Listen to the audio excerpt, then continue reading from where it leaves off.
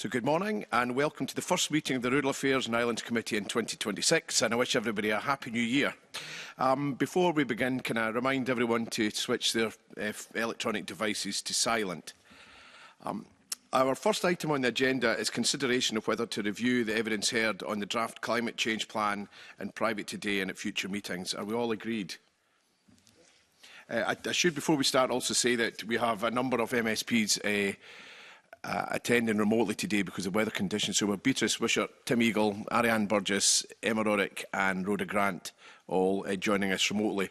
And we will have some witnesses remote also. We're also joined by Edward Mountain, who's a reporter for the NZEC Committee. Edward, do you have any declarations of interest? Thank you, Convener, and I'm sure most members of this committee will have heard me make this declaration before, but for avoidance of any doubt, I'm a member of a family farming partnership in Murray. We farm about 500 acres or 202 hectares. I'm also a tenant on exactly the same amount in Murray. I would say that we have no peatland on the farm, just to be clear, but we do have trees on the farm, of which some in the past have received grants under the Woodland Grant Scheme 3. So I hope that's sufficient declaration and saves any dubiety, Convener. Thank you, Mr Mountain. Our next item on the agenda is an evidence session on the Scottish Government's draft climate change plan. So this will be the first of 3 meetings in which we'll be looking at aspects of the draft CCP that are relevant to our committee's remit. And this week we're going to be focusing on land use change and the forestry chapter of the draft CCP by taking evidence from 3 panels of witnesses. So our first panel, we're going to take evidence and aspects of the draft CCP which relates to peatland by hearing from a panel of experts. And I welcome this morning and to the building, which is nice, we've got Dr Emily Hinchcliffe, who's the Director of the IUCN UK Peatland Programme. We have Dr Emily Taylor, the Director from the Crichton Carbon Centre. Peter Hutchison, the Head of Peatland Programme and Strategy at Nature Scott. Hannah Wheatley, who's the Senior Economist from Future Economy Scotland. And joining us remotely, hopefully, yes we do, good morning, Professor Roxanne Anderson, who's a Theme Leader of Peatlands from the University of Highlands and Islands. And as I say, we will also welcome Edward Mountain, and I'll ask Edward to ask his questions at the end of each panel. Before we begin, I just want to say we've quite a limited time for questions this morning, so I can ask members and participants to be as succinct in their questions and answers as possible.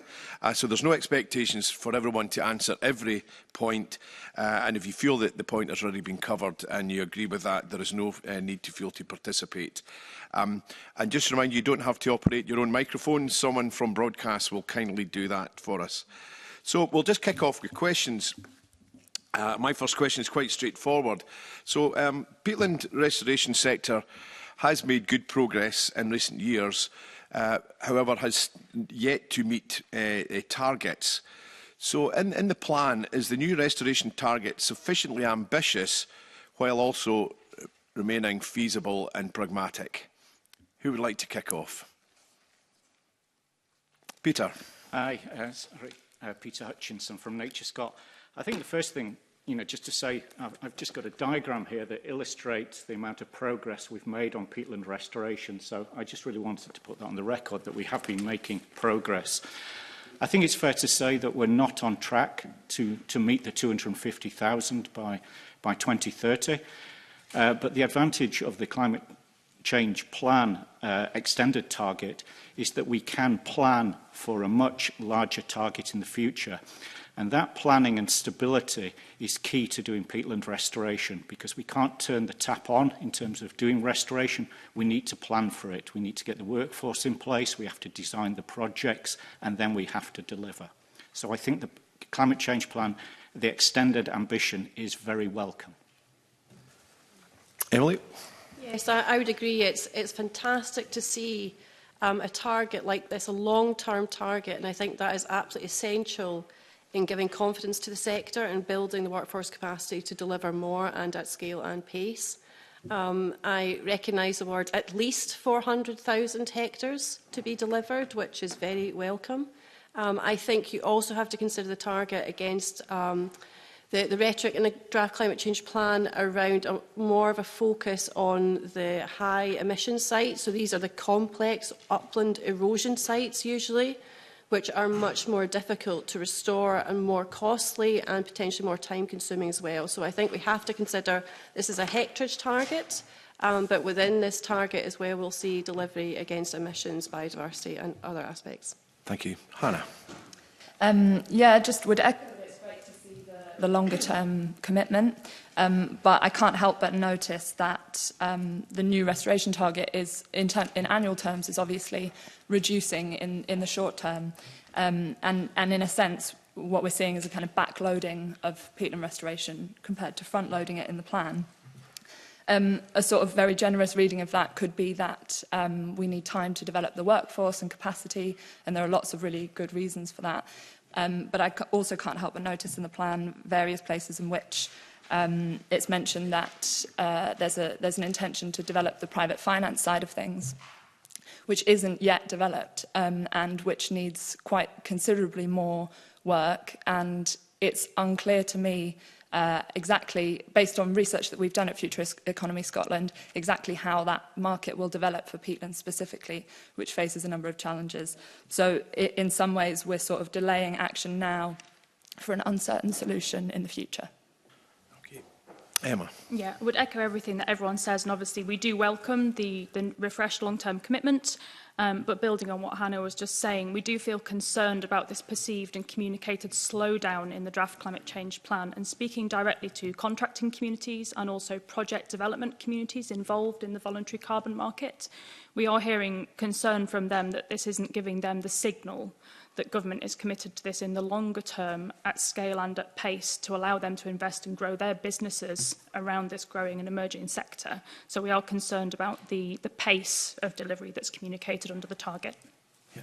And I was one of the MSPs that I'll quite clearly remember the joy on Rosanna Cunningham's face when in the budget peatland restoration was awarded significant sums. And at that point, there was concerns about whether that money could actually be spent. Now, we're at the stage now where we haven't reached those targets. Whilst progress, as Peter has mentioned, is commendable, those targets haven't been met. And we're always being told that we need to do more and need to do it quicker, because in the future, the scale of the problem will be higher. So, but what we're seeing in the CCP is actually a reduction in the pace of restoration. And I know we always call for things to be more pragmatic, be practicably deliverable and feasible, but is it acceptable that years on from the first peatland restoration targets that have not been met, we're actually seeing a slowdown in the ambition to restore peatland? Hannah? No, I'd quite agree, to be honest. In the report that we carried out last year, we assessed that in order to meet the 2030 target of 250,000 hectares, annual restoration would have to double every year from last year's record highs. We're obviously not going to meet that target, although I do note that it's still mentioned in the climate change plan in Annex 2, I think, in one place. We're obviously not going to meet that target, and I think rather than sort of delaying and looking for a solution in private finance, which, as I say, we have some concerns about, we should be thinking about how we could fund that really vital work now. Thank you. Professor Anderson. Yeah, I think it's really important to highlight the fact that the hectareage targets could be misleading, because as Emily was saying, there are really high emission areas of peatland that are highly degraded. They're maybe not the highest in terms of area, but they will be really important to tackle. And if the plan can acknowledge the complexity and the nuances of doing the peatland restoration at scale, but also targeting a whole range of different types of restoration that might be more costly but more effective in reducing emission, I think that's going to be perhaps more important than meeting the area target. And I think that we also need to recognise that developing the workforce, but also understanding how all these markets will evolve is going to be really important. So I think I can't say that I see this as a reduction in ambition. I think I see this as a recognition of the complexity of the problem. If we just focus on area target, then the issue might be that we'll just go on to the low-hanging fruit that cover a wide area, but are not necessarily the biggest problems in terms of not only carbon, but also water quality, biodiversity, and so on. So I think we need to recognise that this plan firmly continues to highlight the need to roll out peatland restoration at pace and scale, but perhaps with a bit more nuance in the regional distribution of the priorities. That's appropriate time to bring in Alistair Allen for his question. Thank you. It's always an appropriate time to bring in Alistair Allen for a question, but not least in the new year. I can ask you to say a little bit more about that issue, and well, particularly about the per hectare target and how it works. As we've heard, that there are obviously different types of land, there are different types of land use, and there's presumably different degrees to which carbon sequestration can be achieved. So can you say a bit more about the per hectare target and how you feel it works? I'll come in on that. I think we need a metric to report against, so hectares have been very useful for that, certainly to this point. I have felt, though, the push towards a hectares target has, as Roxanne was just saying, we have maybe missed the opportunity to improve other services, biodiversity, water quality, water regulation, because the public funding through Peatland Action is now looking for the larger scale projects, particularly those that align with private finance, which means an alignment with the Peatland Code. So I'm from Dumfries and Galloway, and a lot of the projects we are developing are smaller scale. They're forest to bogs, removal of poor-growing conifer forestry back to functioning peatland once again. And for us, they have the biggest biodiversity, potential carbon impacts, certainly impacts for water quality in designated areas, designated river systems. And at the moment, because we are pushed to hectares, some of these projects are not seen as a priority. So I certainly welcome in the draft climate change plan more of an alignment with our push to meet the biodiversity crisis along with the climate crisis that we're facing. So I feel hectares, in a way, it's an easy thing to report against. We can map hectares quite easily. It's much harder to quantify some of these other benefits that we're seeing through peatland restoration. So, if I may, the government also has a strategy around biodiversity. So how do these two things intersect? You mentioned biodiversity and the importance of ensuring that whatever we do for carbon is also good for biodiversity. How do the two things intersect? The two things could, in terms of scale, delivery, habitat networks, our targets around improving more areas, sort of 30 by 30, meeting those kind of targets through peatland restoration.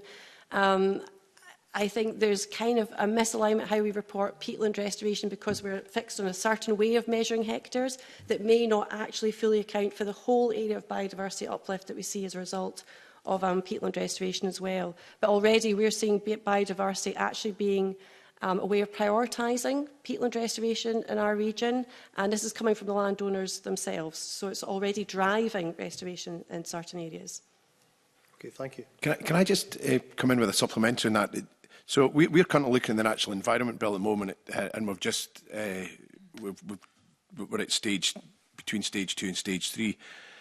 Will there be a conflict there of some sort where we've got one section of government who are looking at biodiversity and everything that's tied in with the Natural Environment Bill, and then we have also a focus on how much peatland we restore? So as politicians, we're always very good, as I've done, to say the government haven't met their targets.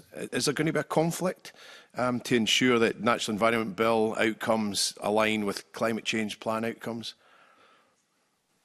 So I'll bring in Peter, because you indicated previously. Yeah, I think there's an opportunity rather than a conflict.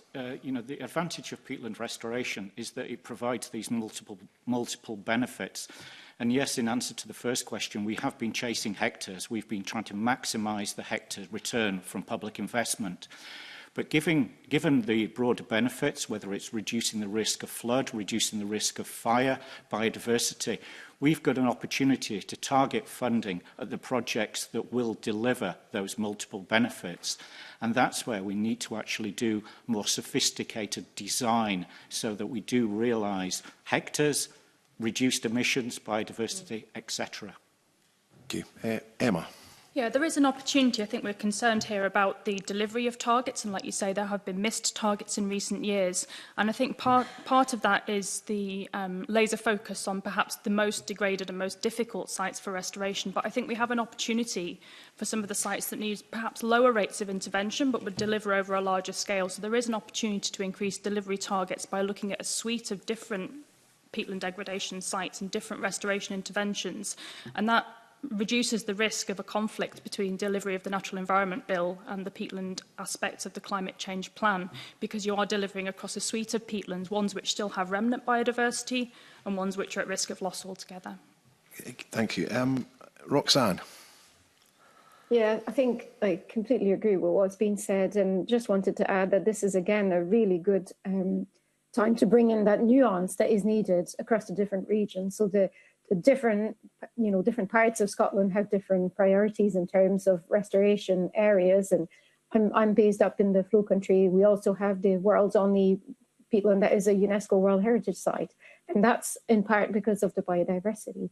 And I think it's really important to recognise that those two parts, the biodiversity and the carbon, go together, but can also enhance each other, with better management of areas that don't necessarily need heavy intervention in terms of restoration.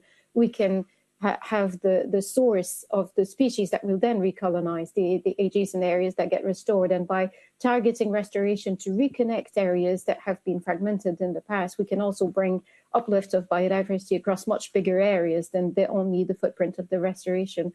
So I think this is where a much more strategic integrated implementation of a restoration plan can deliver wider benefits than just carbon across the hectareage and biodiversity across much, much bigger catchment areas. Just before we move on, I want to pick up again what Emily Taylor suggested there, that some schemes, some smaller schemes that have a far bigger return when it comes to biodiversity or water quality or whatever, appear at the moment to be bypassed for big land-based projects in the Highlands that potentially attract private money.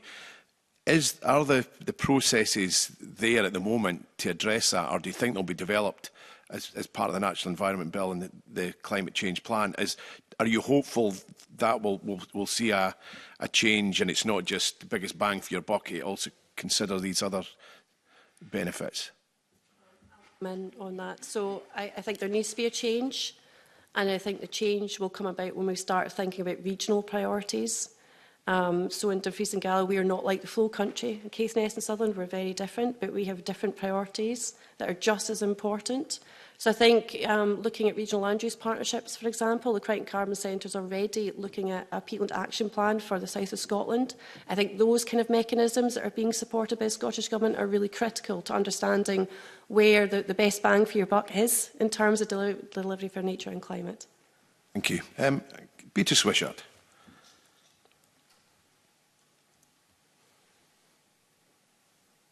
Thanks, Convener. I was just waiting for the unmute button.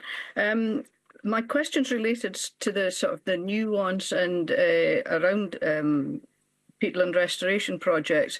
In Shetland, we've got, roughly half the land area is peatland and about 3/4 of it is considered damaged peatland. And there are a couple of projects underway at the moment. But what I'm hearing is that these projects are on croft apportionments, but crofters are maybe reluctant to get involved because the landlords own the carbon credits. So I was just wondering what the panel's view is on that point, and if that's an issue that you're hearing across the Highlands and Islands. Who'd like to kick off? Emily or Peter? Both nodding vigorously. Yeah, well, I think it's a really good point that's been raised. Doing peatland restoration on crofting tenureship is quite hard, and we have come across some problems there because of things like who gets the carbon credits.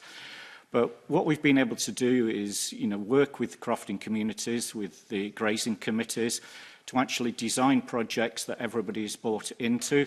We've been able to pilot where instead of using contractors to manage it, it's actually done through Nature Scott.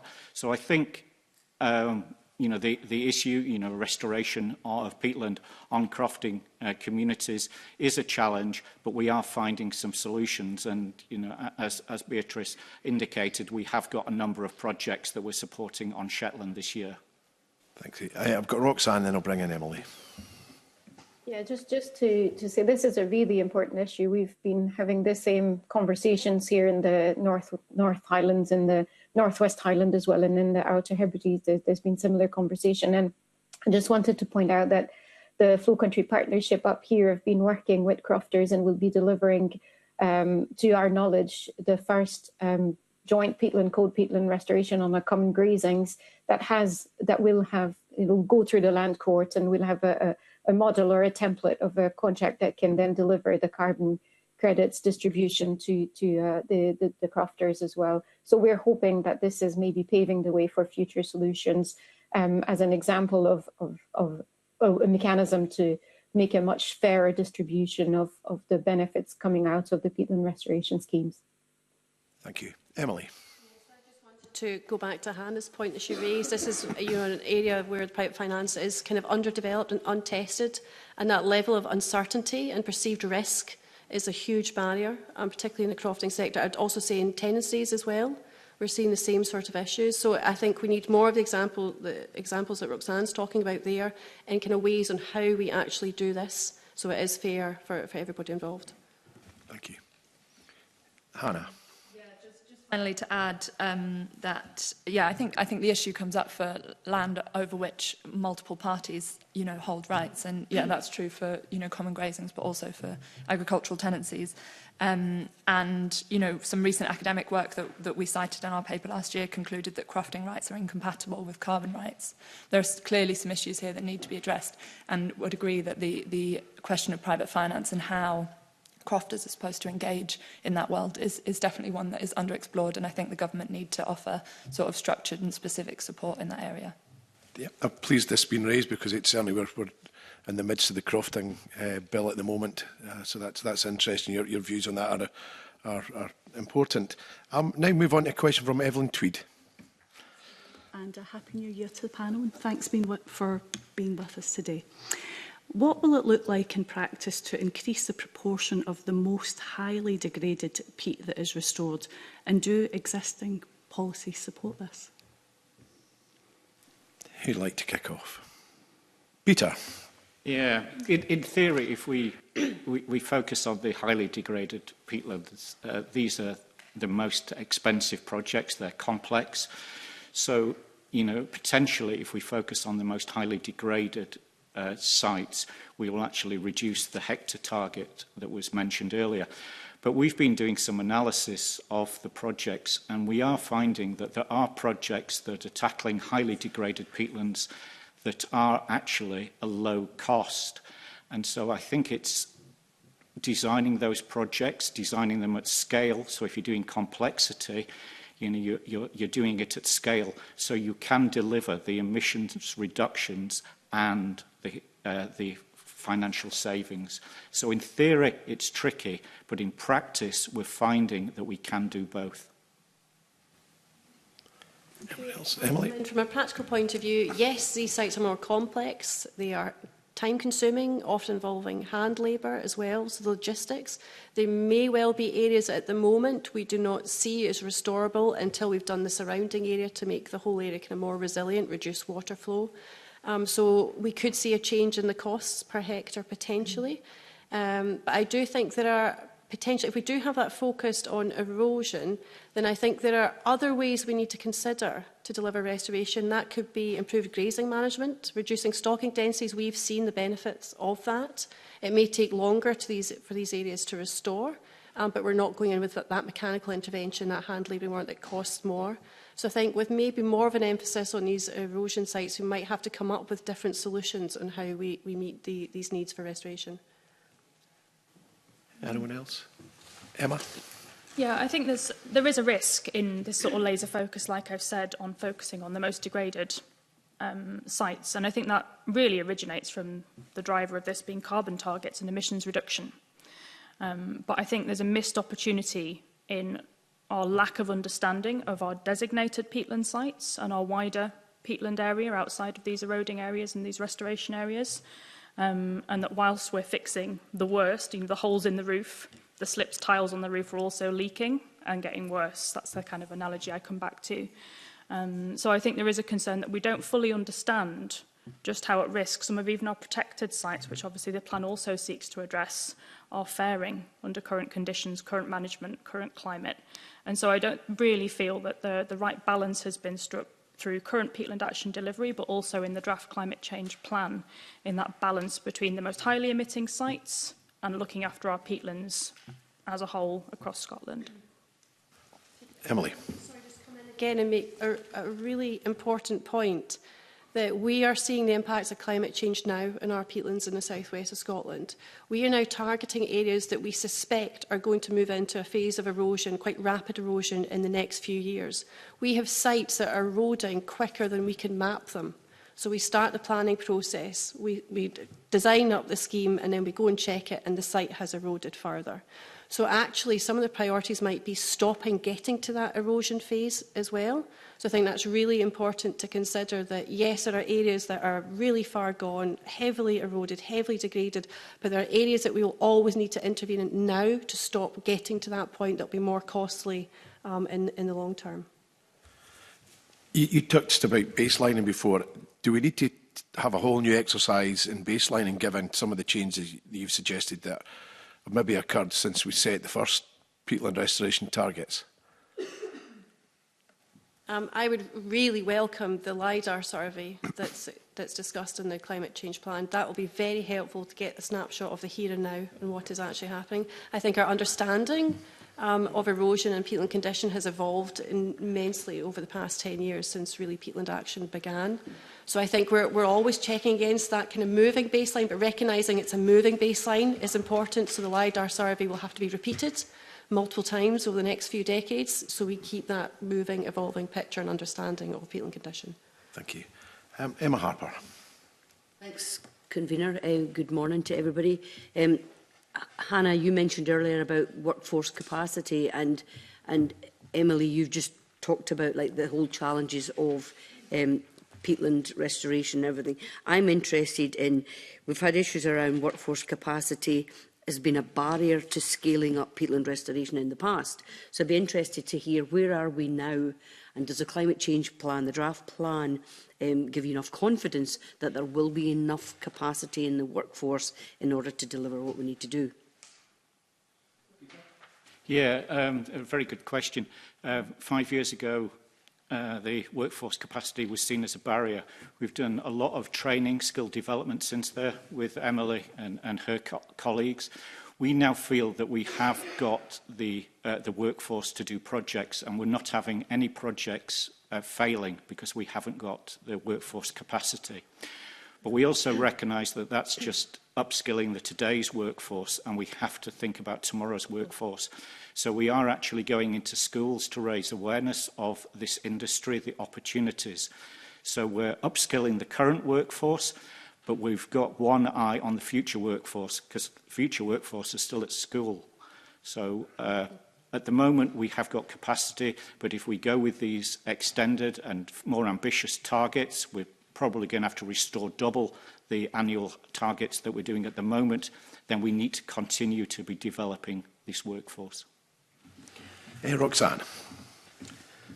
I echo that. I think it's absolutely vital, and it's particularly important for some of the remote rural regions of Scotland where this is going to be a line of work for the future that includes high-skilled jobs and can bring, can make a huge difference to the smaller communities. I think it's also important to recognise, as Peter said, there's been huge amount of delivery of training. I'm delivering some of those training up in the north, and one of the things that we've discussed recently is that as well as training the workforce, we need to train the trainers. So we need to recognise that in order to sustain the training provision, we'll need to invest in people who can deliver that training so that it can be distributed much more widely across all of the regions where peatland restoration will be. And again, it's about those nuance.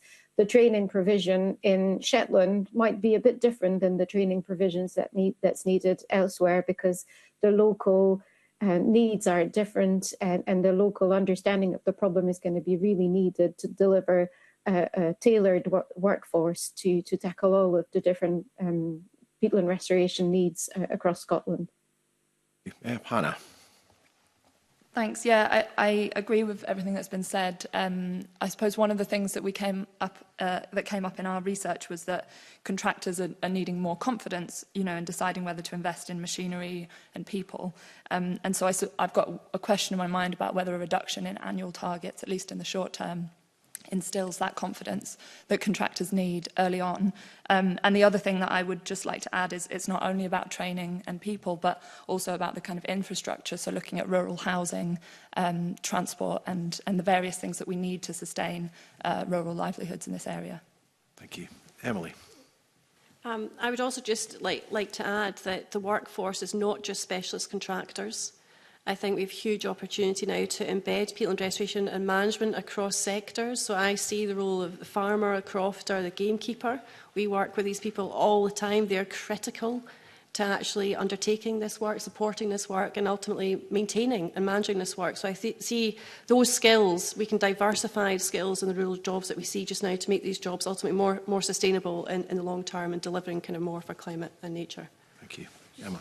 Supplementary to come back to you, Dr Taylor, and also to pick up on Roxanne was talking about Shetland, Orkney, different aspects.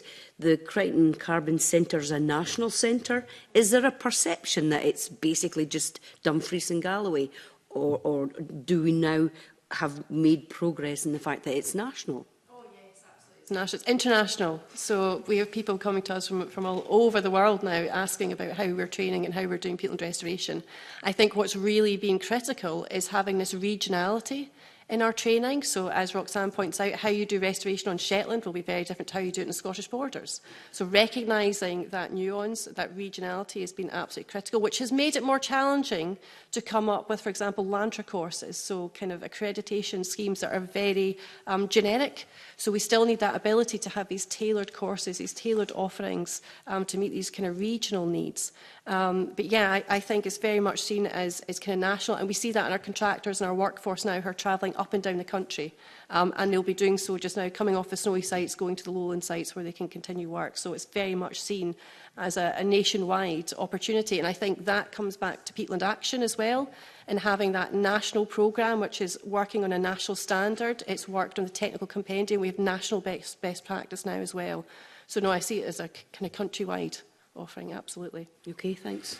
Just on that, you talk about national best practice and a national scheme. There were issues over procurement, and there was conflicts. And I know as an MSP, I had quite a considerable correspondence from contractors who were really concerned about the way that Peatland Action in particular were procuring and the lack of transparency in the award of contracts. Are we over that now? Has that been resolved? Yeah, we advertise our contracts on Public Contracts Scotland to make sure that all contracts are available for all. Okay. I've got a supplementary from Ariane Burgess. Thanks, Convener. Just briefly, and I think I'll direct this specifically to Emily, given the training that the Crichton Centre does. I'm interested around the issue around seasonal work patterns. That's something that has been noted in our papers, and I just wonder how we get around that, how you're training for that, how you're managing work, thinking about managing workforce for that. We have coming our training courses. They can be working in the forest industry, they can be doing other sort of nature conservation, so they have different activities that they can move towards in those summer months. However, what's been very helpful is Peatland Action has worked very hard actually to think about ways of extending the restoration season as well. So looking at where we can undertake restoration, where there's no breeding birds, for example, we're working kind of high up in the uplands. So I think it's been a combination of both sides, is actually thinking how can you take your business and look at the restoration element of it along with the current activities that you do, but also working with Peatland Action and looking at how we extend the restoration season throughout the year. Very much. Thank you. Would you like to move on to your main question, Ariane? Thanks. Yeah, sure. I've got a number of questions in the kind of funding area. And I think, again, I will direct it initially to Emily and Peter. And then, Hannah, I've got specific tax and private finance one for you. But just in general, I'd be interested to know if the existing funding mechanisms and the amounts of funding are actually going to be enough to deliver what we're seeing in the draft climate change plan. So maybe if I can start with Peter and then go to Emily on that. And anyone else who wants to come in. Yeah, the funding projections in the current climate change plan are challenging in terms of current costs. So we will have to look at blended finance, bringing in other finance, or reducing the cost of restoration. So it's bringing in additional resources, but also effectively using the resources that we've got. So that is going to be challenging, but given the multiple benefits of peatland restoration, we feel that we could be better at tapping into those other sources of funds as well. So it's not just the public purse that is paying for this. There are these multiple benefits, and we need to use those. So it is looking challenging, but if we look at different ways of doing it, if we look at targeting, then there is a way forward. Yeah, I would just add to that, Peatland Action alone will not be able to fund these targets, so we're going to have to look at different sources of funding, and private finance absolutely will play a critical role in that. But I also think if we had more of an alignment with agri-environment schemes in support, where we bring in the land managers into the conversation and support them for long-term management to improve peatland condition, that's where we'll see real scale of change in our peatlands. We've seen that in some of the areas that have been subject to moorland management plans, for example. We've seen the benefits, we've seen the improvements, even to the kind of quite degraded, eroding areas. So I think we need to consider how peatland restoration and management aligns with the agri-environment schemes as well. Yep. Great, thanks very much for that. Hannah, did you want to come in? Ariane, did you want to ask something more specific? So I just, I hear you've been already kind of like raising concerns, and I was really interested reading about the Future Economy Scotland's kind of pointing out that the kind of direction of private finance, the scale of it is maybe not what is needed, and that you're talking about forms of taxation, land value tax and things like that. So I'd be interested to hear a bit more about Future Economy Scotland's thoughts around how we would fund this. Sure. I'll try to be brief, but essentially, obviously, peatland restoration and maintenance costs money, and we're in an extremely challenging fiscal position. So therefore, there's been this kind of continued interest in bringing private finance in. And I suppose where we're coming to this at Future Economy Scotland is taking a step back and thinking, is that the right way? What is the scale of the cost? And is private finance the right solution? Rather than thinking, how do we bring private finance in? We're thinking, how do we fund peatland restoration? So I think one of the things that we've come up against is the idea that, peatland doesn't really, and peatland restoration doesn't really behave like a typical market commodity. We're not opposed to private investment, and there are lots of public services that need it and really benefit from it. But peatland restoration and other forms of nature restoration aren't really like other kind of market goods.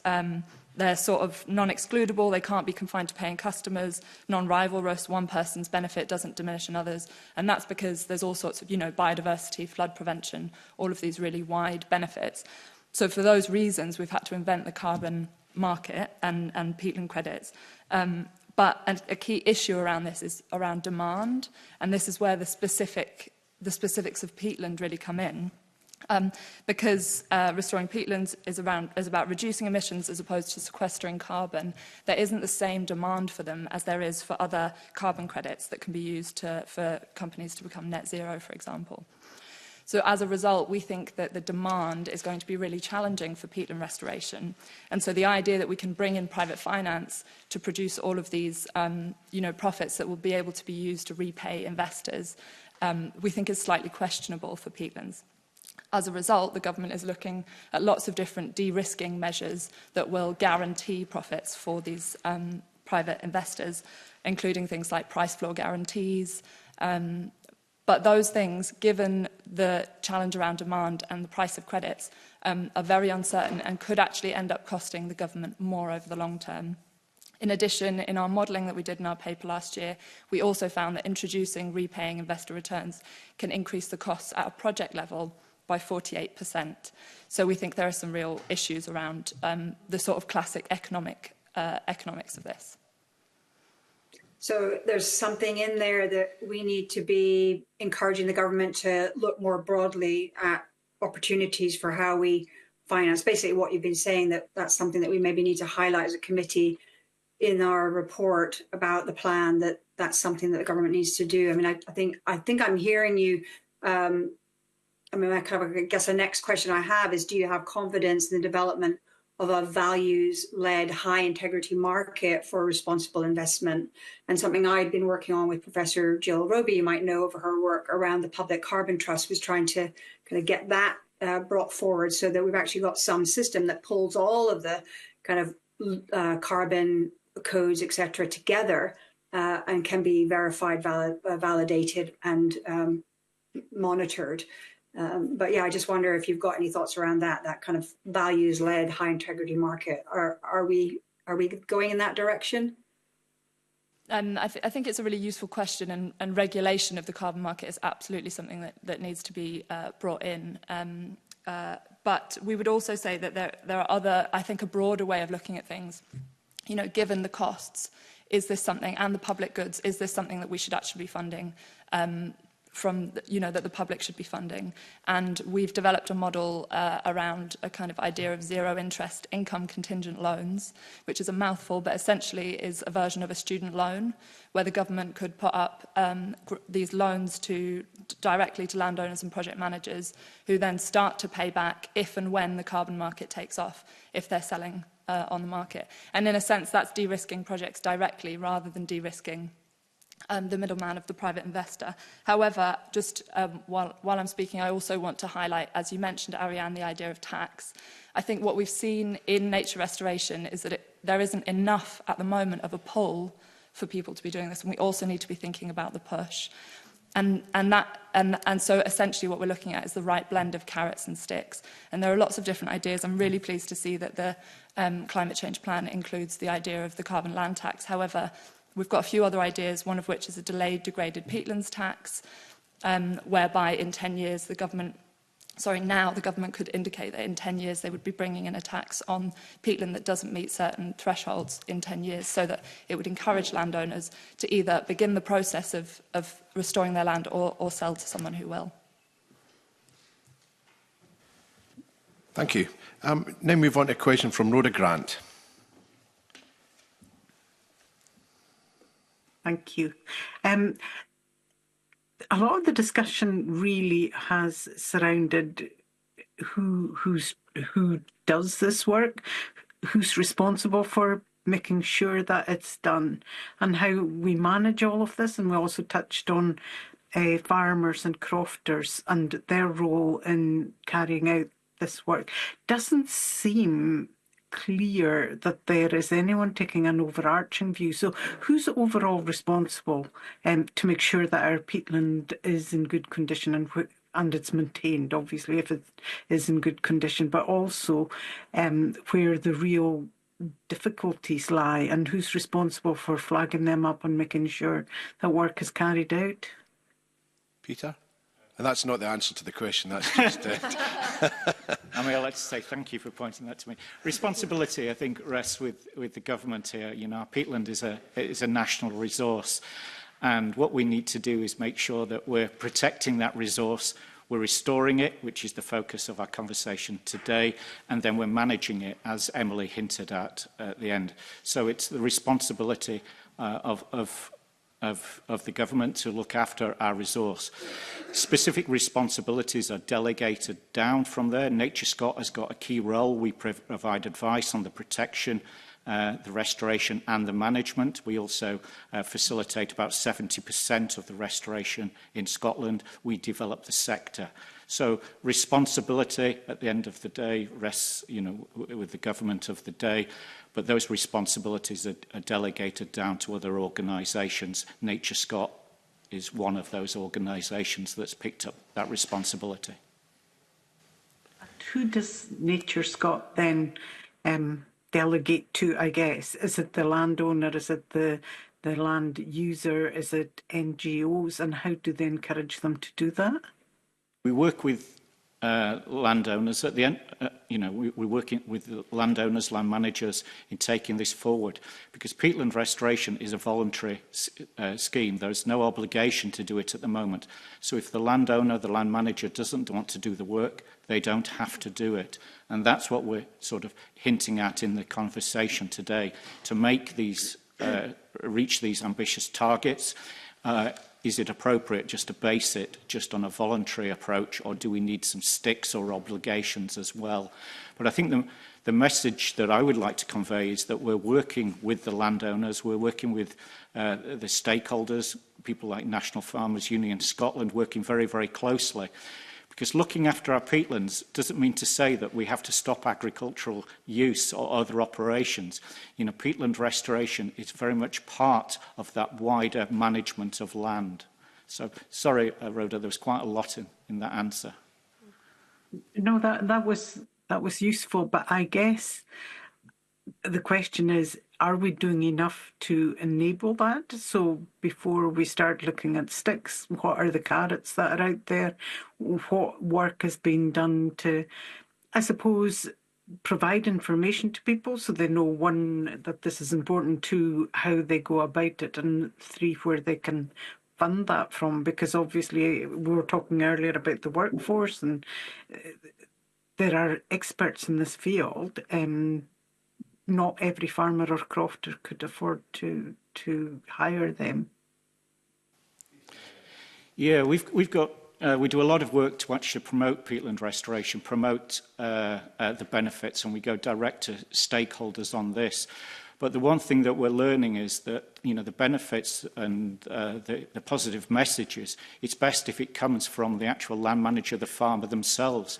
And we've developed a number of case studies that have been, video case studies where farmers have actually been saying, I've done peatland restoration on my land. This is why I did it. This is how I did it. And these are the results. So actually, we're looking to the land management community to help us do the promoting, to actually tell us about the successes that they've had, rather than for Nature Scott being sort of promoting it direct. So we are very much working with the land management community to actually make sure they understand and promote those successes. Okay, Emily and then Roxanne. Yeah, I just want to highlight the importance of the role of the Peatland Action funded project officers. So we've 1.5 project officers at the Crichton Carbon Centre. So we offer free expert advice on peatland restoration, where to do it, how do you get it funded, what are the opportunities for you. And that role, because we're free to engage with, has been absolutely essential to deliver to the scale that we have to date. So I think having that facilitator role is incredibly important, particularly when you have complex land ownership, land management arrangements in your crofting communities. Shetland Amenity Trust has been absolutely critical on Shetland to getting people involved, engaged and understanding peatland restoration. So again, it takes people on the ground that are connected to their local communities, that have this knowledge and expertise that they can share, and impartial advice as well. We're not there to push in any one direction in terms of funding or peatland code, whatever it might be. But that role of that facilitator has been absolutely critical. Yeah, Roxanne. Yes, absolutely. And just to add on to that, it's not just the peatland action officers, but it could also be all those regional land use partnerships or smaller groups that interface between the Scottish Government and the policies and the landowners. They are trusted within their communities, understand the challenges, understand who are the local champions, who are the people that need to be convinced. And these are really the channels that we can use much better to deliver on the ground. And I think that the use of these trusted regional partnerships, peatland action officers, other kinds of officers like that are absolutely vital. And this is where the investment might be needed. If we can solidify these groups and make sure that they have the support going forward, they will then channel the investment into peatland restoration on the ground and facilitate the extension and expansion of peatland restoration. I think these are absolutely vital, especially as we try to tailor the restoration regionally and more strategically. Rhoda, have you any further questions? No, that's very useful. Thank you. Thank you, Rhoda. I've got a, Chris Stark, the former chair of CCC, used to talk about why we hadn't made progress, and there was a lack of pragmatism, a lack of realism, or people's confidence that some of the targets could be met. And I think from what I hear just now, there needs to be confidence, there needs to be certainty, there needs to be clarity to allow investment.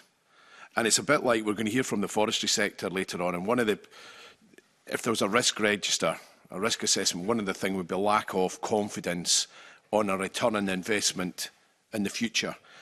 And that's been a kind of theme that's running through. Hannah touched on that really well about the need for an integrated funding system. But it appears to be unclear how that will look. When are we going to get to the stage where there is clarity, when there is confidence that will allow those private sector investors to get involved? Because I know, and again, going back to the past, we've heard of contractors who are expected to invest, in some cases, multi-millions in equipment, but there was still that risk that the goalposts were going to change, whether they were on a register, whether they were approved, whether they met standards. How far are we away from having, this is what we're going to have for the next 10, 15, 20 years, and there is that confidence to invest? Yeah, the stability, confidence, certainty, that's what the industry is looking for.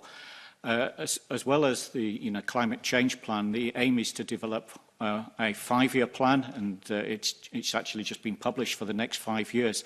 And the aim is that will provide that detailed certainty, so contractors know the amount of restoration, where we're going to be targeting it in the future on that. So I agree with everything you've said there. Emma. Thank you. Yeah, in theory, restoration should be a kind of one pass, done, monitor it, move on to management if we get it right. I know it's not always the case. Sometimes sites do need revisiting. But I think some communication from government as to what beyond 2040 might look like for peatland restoration and sustainable management in Scotland might be really helpful, because I suppose it's the what next once restoration is complete. What does this new industry move on to tackling? And really, I think it's the long-term management that will be needed. Emily? I would say from a practical point of view, the step change has been a move towards looking at multi-year projects. So a contractor knows that if he goes for a job, then that could be work for the next 2-3 years, which then allows the investment in machines and personnel. So having that multi-year approach to funding and support has been really vital in actually shifting to a more confident sector that will invest. Peter? Yeah, an example of providing that stability. NatureScot has awarded contracts between £8 and £9 million for next year to make sure that we have those multi-year commitments. So the sector has got the confidence they can invest in both the workforce and the machines that they need to do the work. Thank you. Hannah. Yeah, I think for me it comes back down to the funding models, and the Scottish Government carried out a comprehensive process assessing 14 different funding models over the last sort of 18 months for peatland restoration, all blended finance models, and the one that it chose for the pilot is the carbon contracts model. But as far as I can tell, that model is not scalable. It really will only reach the sort of very low-hanging fruit and the peatland that is most close to being commercially viable on its own. The fact that an assessment of 14 different models, and that is the one that's been chosen, I don't think gives very much confidence about the idea that we're going to find a perfect blended finance solution to this. And I think that's the reason that the targets have been pushed down the line, and I think we're delaying for, as I say, an uncertain solution. Okay, thank you. I've got a final supplementary from Ariane Burgess. Thanks, Convener. Yeah, I was just wanted to pick up on, Peter, you made this comment about something we had been talking around this morning, which is that peatland restoration is really a volunteer scheme, and that we need some sticks potentially to push people towards doing it. And I just want to get a sense of, in the scale of everything that we're looking at in terms of peatland restoration, do you have a feeling that people are landowners, land managers are forthcoming in it, or do we have a problem? Is there resistance? Are people just not? They just don't know. They don't know that they have access to peatland access officers, and then also connected to that, a couple of people have mentioned the regional land use partnerships, which I've got a tremendous one. We've got a tremendous one in the Highlands and Islands. Northwest 2045. And I wonder how that kind of regional land use partnership helps to bring people along who may not be on board yet, and knowing that this is something that we need to get on with. I think for the current level of restoration, you know, and the 10% increase that is in the plan for the next 5 years, we have got the demand out there. You know, I've been looking at our pipeline of projects, and, you know, potentially in 2 years' time, we could have 20,000 hectares of projects on our books. That's because we're investing in design now for projects in the future. So we have to do that. But then if you look at the requirements beyond 2030, then we have to be more creative and look for other ways of bringing in the demand. Yeah, so I think we have huge demand. We're very, very busy in the Southwest, which is excellent. And that's come about through, you know, over a decade now of working with landowners, building that partnership, showing that we can deliver really high quality projects and work with and co-design projects with the landowners and managers so they make sense for them. So again, it goes back to that role of that facilitation in the middle. However, I do feel that we're not seeing the engagement so much from the kind of farming sector. I think it's very difficult to see how peatland restoration fits in that farming context, particularly in alignment with agricultural subsidies and where that's going. So that uncertainty is certainly a barrier, a hesitation around peatland restoration in that context too. I also see a hesitancy, but more and more demand, actually, and interest in the forestry sector as well, is looking at restoring poor growing stands of commercial conifers back to bog, which we can do, and it's not as costly as some of the kind of upland erosion sites. It is feasible and could potentially offer the biggest biodiversity, water, carbon benefits. However, what we don't seem to have enough of is alignment between these different activities, these different sectors that we're looking to deliver for our climate change plan that we're looking at today. So I think there does need to be more alignment so we can actually be broader in who we are encouraging. At the moment, we have a lot of demand, but from this kind of standard sort of larger scale landowners, it's a small scale farmers, crofters and foresters I would like to see engaged more. Roxanne. Yeah, I think a couple of points here just to add on. I think in terms of the how do we bring people on board at a practical level. So I'm part of one of these regional land use partnership, as well as my role as a university researcher. I'm a trustee for the Flow Country Partnership. And what we do is we just organise lots and lots of demonstration days. So we work with the people who have engaged and bring lots of landowners who have not engaged and come and meet those landowners. So I think these demonstration on site, what landowners talking to landowners events are extremely important, because that's where the trust can be built and the real questions about how it works in practice, how many sheep can you still have, how does that change your practices, all of these more practical questions, that's where they can be answered. And then, you know, going back to Emily's point about the integration, I think this is absolutely vital. I think that if we want to reduce the hesitancy, we need to be able to communicate much better how all of these different targets and policies across forestry, agriculture and peatland can be integrated in a way that works and that doesn't compete with each other. I think that's going to be really important going forward. Thank you. Thank you very much. Edward Mountain. Thank you, Convener. And I've enjoyed listening to this session on the climate change plan.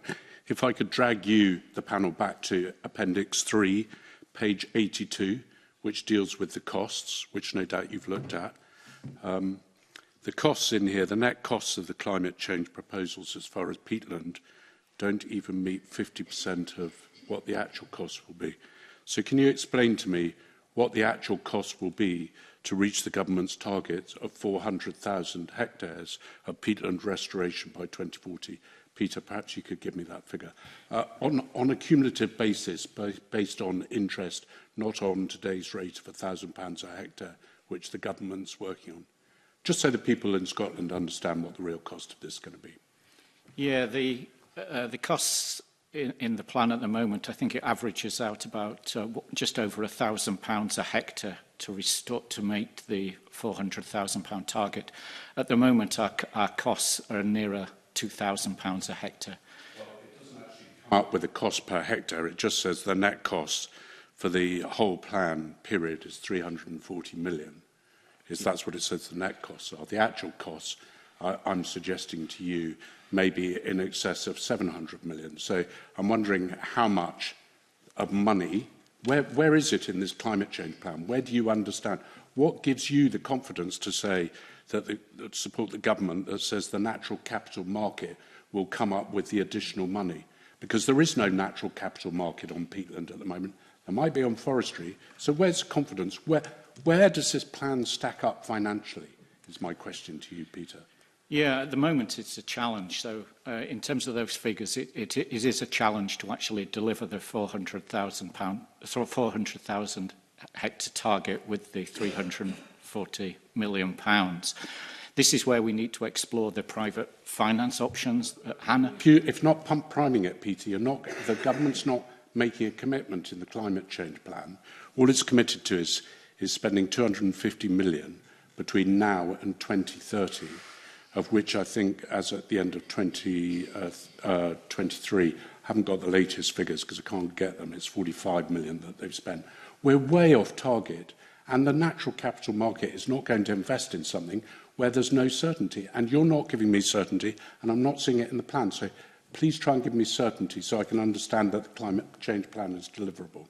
Yeah, I don't think I can provide you with that certainty in terms of blended finance. You know, we are piloting carbon contracts this year to see whether we can de-risk investment in peatland restoration.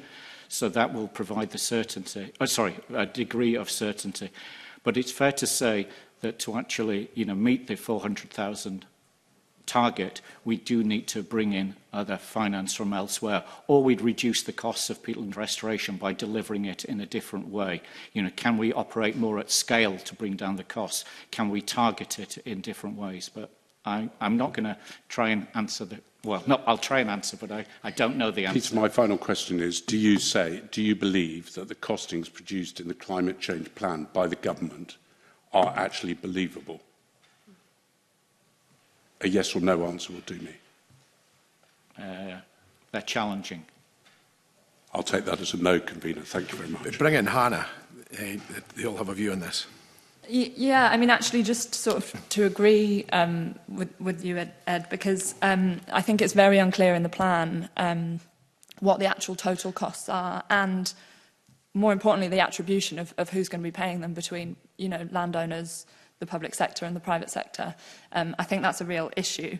The plan says that the expectation is that private finance will contribute more, but the financial analysis hasn't been able to capture that future shift. So, what timescale does the government think this will happen over? What proportion of costs would it cover? And what if it doesn't? These are questions that are driving some of our work in this as well. So I think the plan could be a significant underestimate, and it's very unclear who those costs will fall on at the moment. Thank you. Emily? I think it also depends on what we end up prioritising. We had a discussion about, are we concentrating on large-scale, easier to restore, cheaper sites, which might give you more long-term resilience, which might then work more with an agri-environment type support scheme, or are we concentrating on the very technically challenging erosion sites as well? So that sort of discussion in the plan is quite unclear what the priorities might be, which will have a massive bearing on how much things are going to cost. Thank you very much. I think that brings us to the end of our questions. I very much appreciate your efforts to get here this morning, and your contributions are greatly appreciated.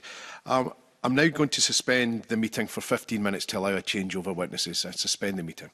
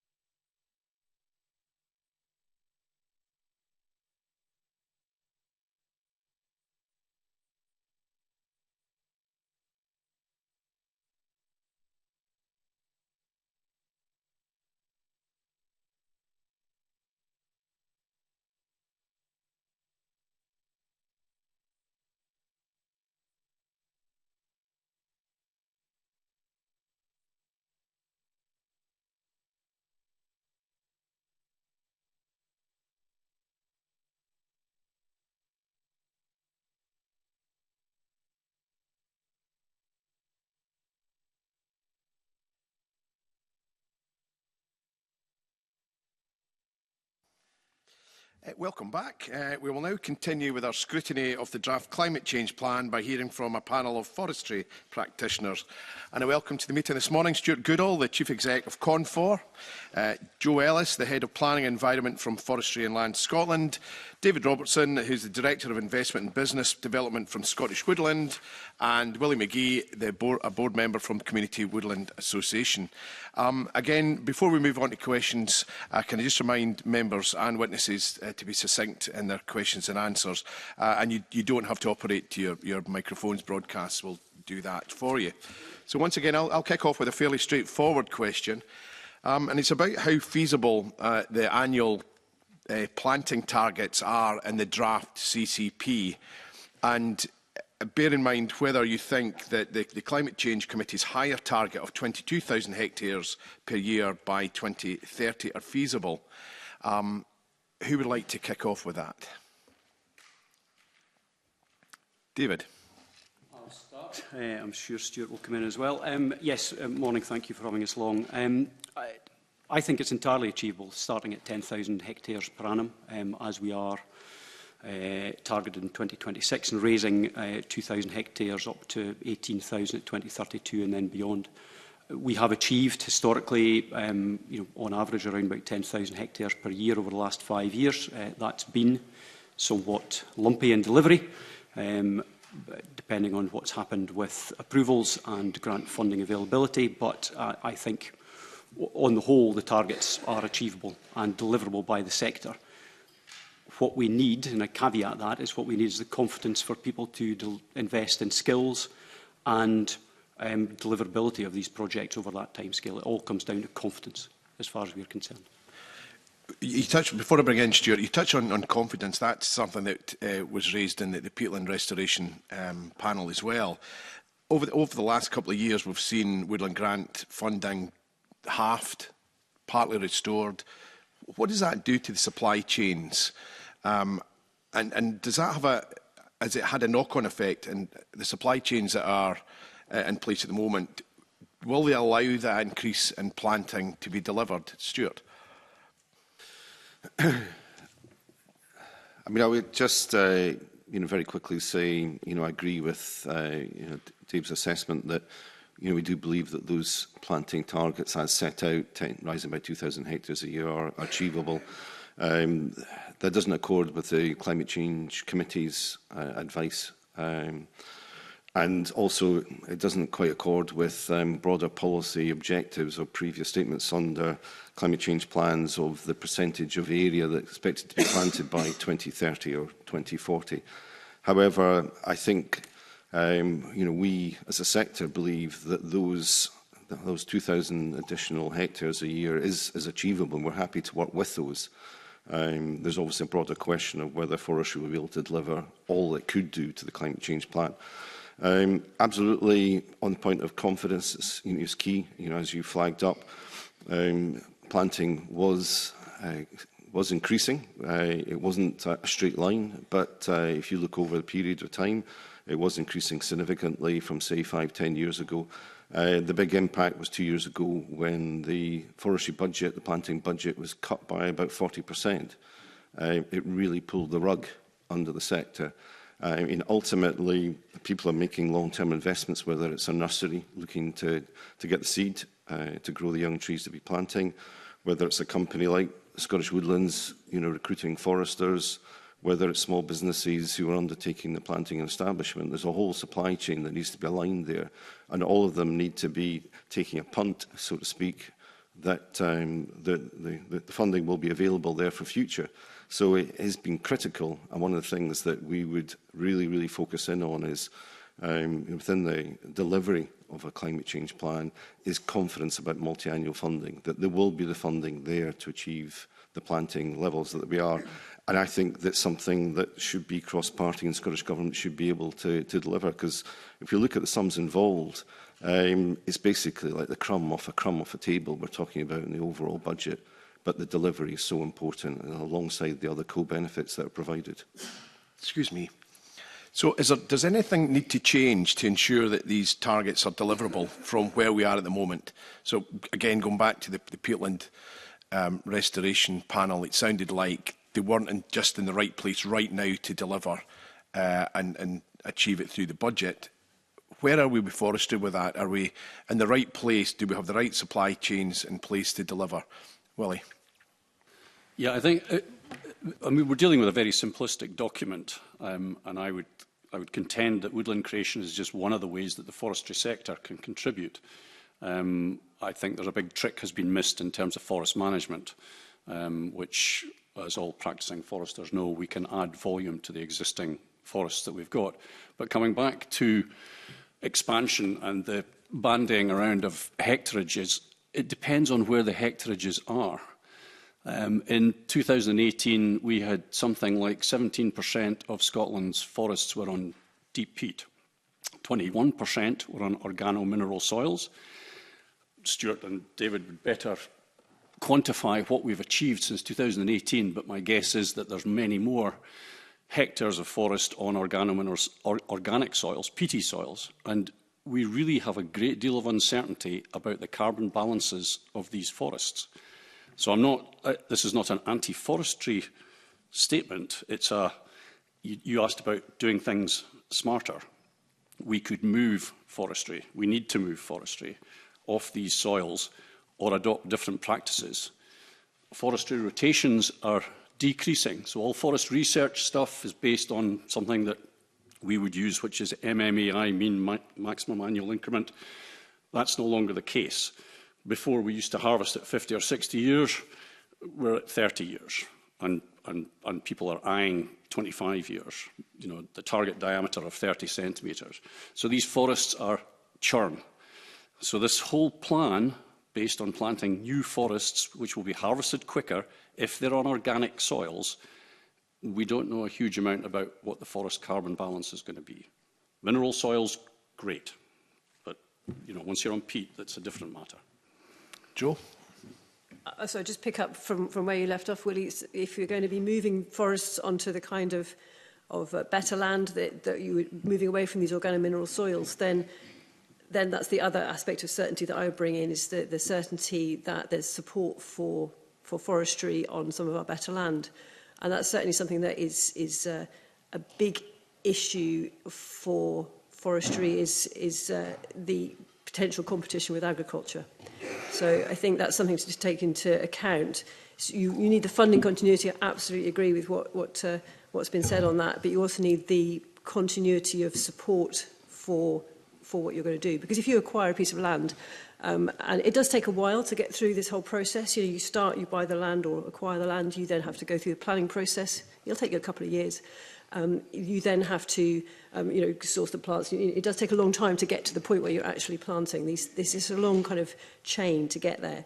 If in the middle of that, the political winds change, and a piece of land that would have felt suitable for forestry when you acquired it suddenly now feels not quite so suitable because actually agricultural interests are more to the fore, then that changes the goalpost again. So it's not just the funding, it's the political support.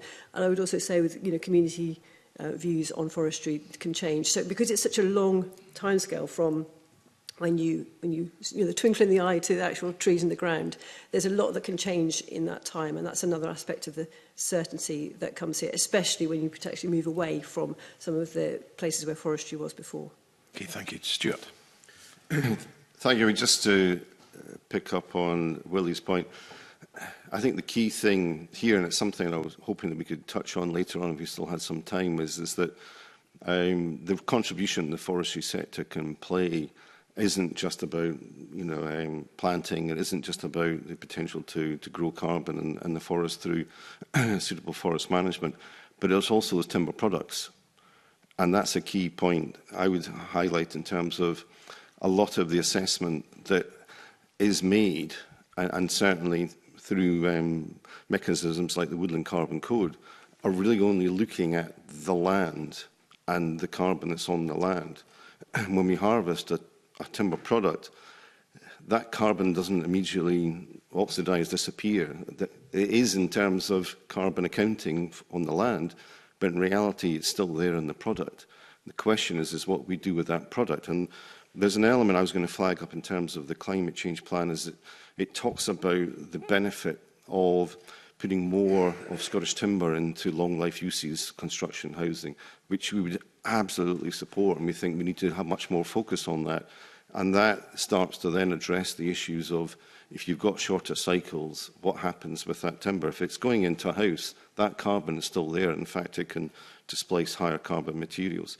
But the original point was around, predictability. How do we engender confidence? And I think that's an absolutely vital thing. And we have, to be fair, had very good conversations with Cabinet Secretary Murray Goujon and Scottish Forestry in recent months about how can we look at the current system of approving woodland applications to ensure that they're still robust, that we're not taking shortcuts, but that we are able to have greater predictability about what the outcome will be and how can we get to that point more quickly.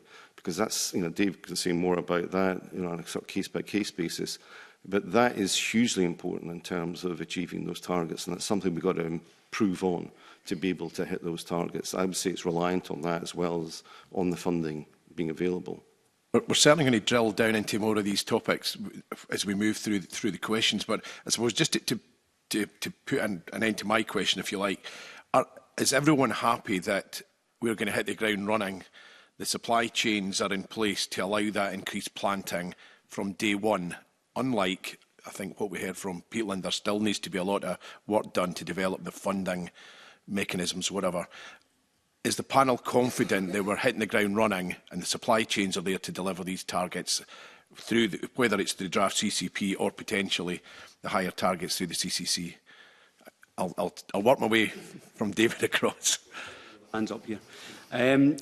Yes, is the point. Certainly as a business, Scottish Woodlands, we've delivered around about 30% of everything that's been delivered in Scotland over the last 5 years in annual targets. We are tooled up, and the contracting resource are tooled up. But it's about that. Again, it comes back to that confidence of certainty in the future. I had an interesting conversation with a small-scale contractor, medium-scale contractor in the Borders last year, who said he'd lost £3 million worth of turnover last year because of delays to projects that he expected to start work on, but couldn't start work on because of the delays in the process of getting these schemes approved. Now, small-scale, medium-scale contractors can't continue to invest in people and in machinery and the types of things that they need to invest in to be competitive unless they have certainty of outcomes at the end. And that's really important. Just to follow on, I would agree. I think that there probably is the capacity within the sector. I would have a query on land availability, but that's a kind of a separate thing. I'd like to come back to Joe's point. Joe's describing a model, a paradigm of how forestry has pretty much worked in Scotland, and that is go after a farm, buy it, farmer off, land covered with trees. I was talking about working with farmers to put trees on farms at scale.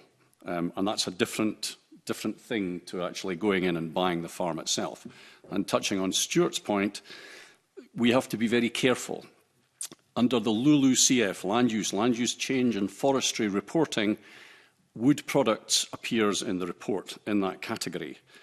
But if you start to try and badge the carbon that went from the log that went on the lorry that ended in the house, at this right now, the construction industry is putting their own carbon crediting system in place.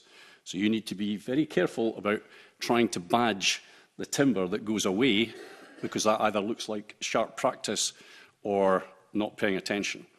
So the timber industry will do their own badging, substitution for cement, whatever it is. Very briefly, David. Yeah, I think we need to be very clear that there is, the Woodland Carbon Code and the voluntary carbon market, carbon credits are accounted for in the growth of the timber only, and they're not accounted for in the delivery of the timber product. And I think I'd be very keen to make sure that that's on record, that there is no uncertainty about that position at the current time. Joe, we hear that there's capacity within the sectors, but the risk may be, from what David's saying, is the risk of the slow progress in terms of approving applications and actually getting potential new planting in the ground. Well, I suppose I'm just saying that there's a long chain there. And so when there's a long chain from start to finish, then it's very easy for it to be derailed by various things. And, you know, I was going to just pick up, we're saying, are we ready? Broadly, yes, but I think there are other factors. We need to see this holistically. So you just heard from people talking about peatland. Well, you know, you go to mound a site to plant it, the same people who are mounding the sites are using those same machines to do peatland restoration. It's the same contractors. And we're finding that some of the mounding contractors are actually busy doing peatland. Brilliant, but you know, it's all one thing basically here. So I think you just need to be very careful not to see this as three separate issues going on. This is all the land. There's the same contractors who work across it, and those contractors, you could expand the contractor base and have enough for everybody if you have that certainty of funding again. So it just keeps coming back to that very boring thing we're going to keep all saying, that you need that long-term certainty, because you know it's quite a low bar to entry to become a peatland contractor or a mounding contractor. You know, it's something that people can do, but they're only going to do it if they're going to invest in those machines, if there's the money there. So yes, I think broadly, yes, we are ready to do this, but it's very easy to have the capacity that you need at all those stages of the process. This quite a long process. It's very easy for any one of those to be derailed, and if you haven't mounted your site, you can't plant it. You know, so each one derails or delays the process for even longer. Finally, on this question, Stuart. Yes, and I would point to the fact that we delivered 15,000 hectares a year 2 years ago. So there's the embedded capacity. It's about building on that, which I think we should not be looking at as a challenge, you know, on itself. It's a massive opportunity. I mean, the Climate Change Committee say that UK-wide, if we deliver our planting targets, that will result in 40,000 new jobs. Scotland's delivering 75% of new woodland creation. That's 30,000 potential new jobs that we could be seeing in rural Scotland, and that's something really to go for, as well as the opportunities downstream, which brings me on to, you know, Willie's point. And ultimately, what we're talking about here is meeting our climate change targets through eligible activities, woodland creation, through carbon and timber products.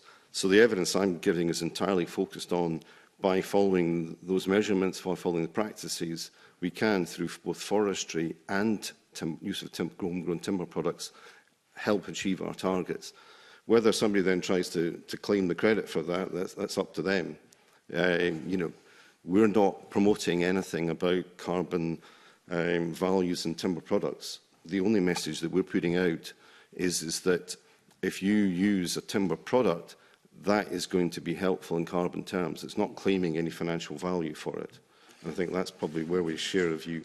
Just very quickly, in response, it was Forest Research in the Matthews paper that confused the issue by actually allocating product displacement to different forest types. So it looks superficially as if what you're doing is you're badging the forest with the product displacement, the cement or the steel or whatever.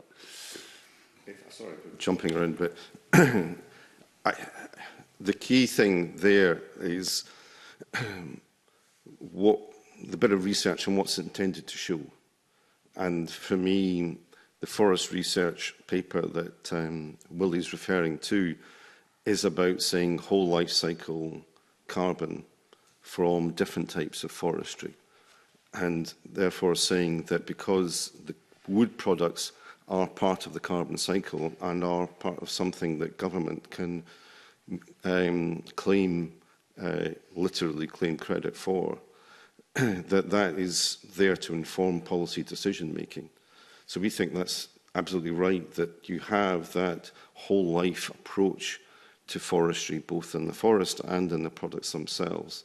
But as I was saying, I think it's very clear that we don't have a situation where there is double counting when it comes to market mechanisms that are utilised to try and encourage these outcomes.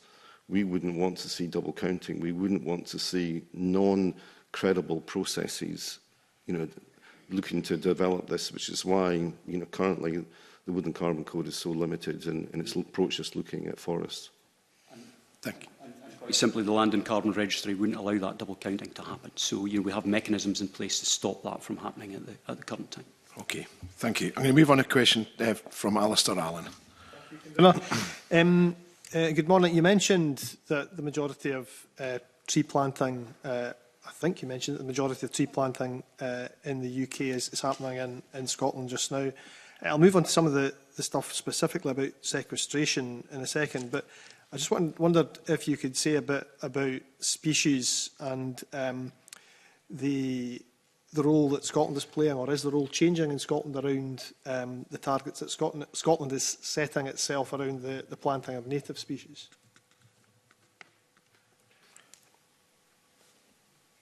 Willie. I've no idea, but I've got an opinion, and that is that what I have said previously about planting in the uplands applies to native species as well. I think that we need to be careful not to just assume that everything native is good, because the same machines that Joe was talking about wander around the northwest of Scotland to establish birch woodland of questionable carbon uptaking ability over large swathes of ground. So as far as the targets, I was given to understand that the targets are pretty much agreed, that there is a percentage of native woodland that's it's aspirational within those targets. Was it 4,000 or 5,000 hectares? Is that what you mean? You mean hectarage? Yeah. Yeah. I don't think that's changed, has it?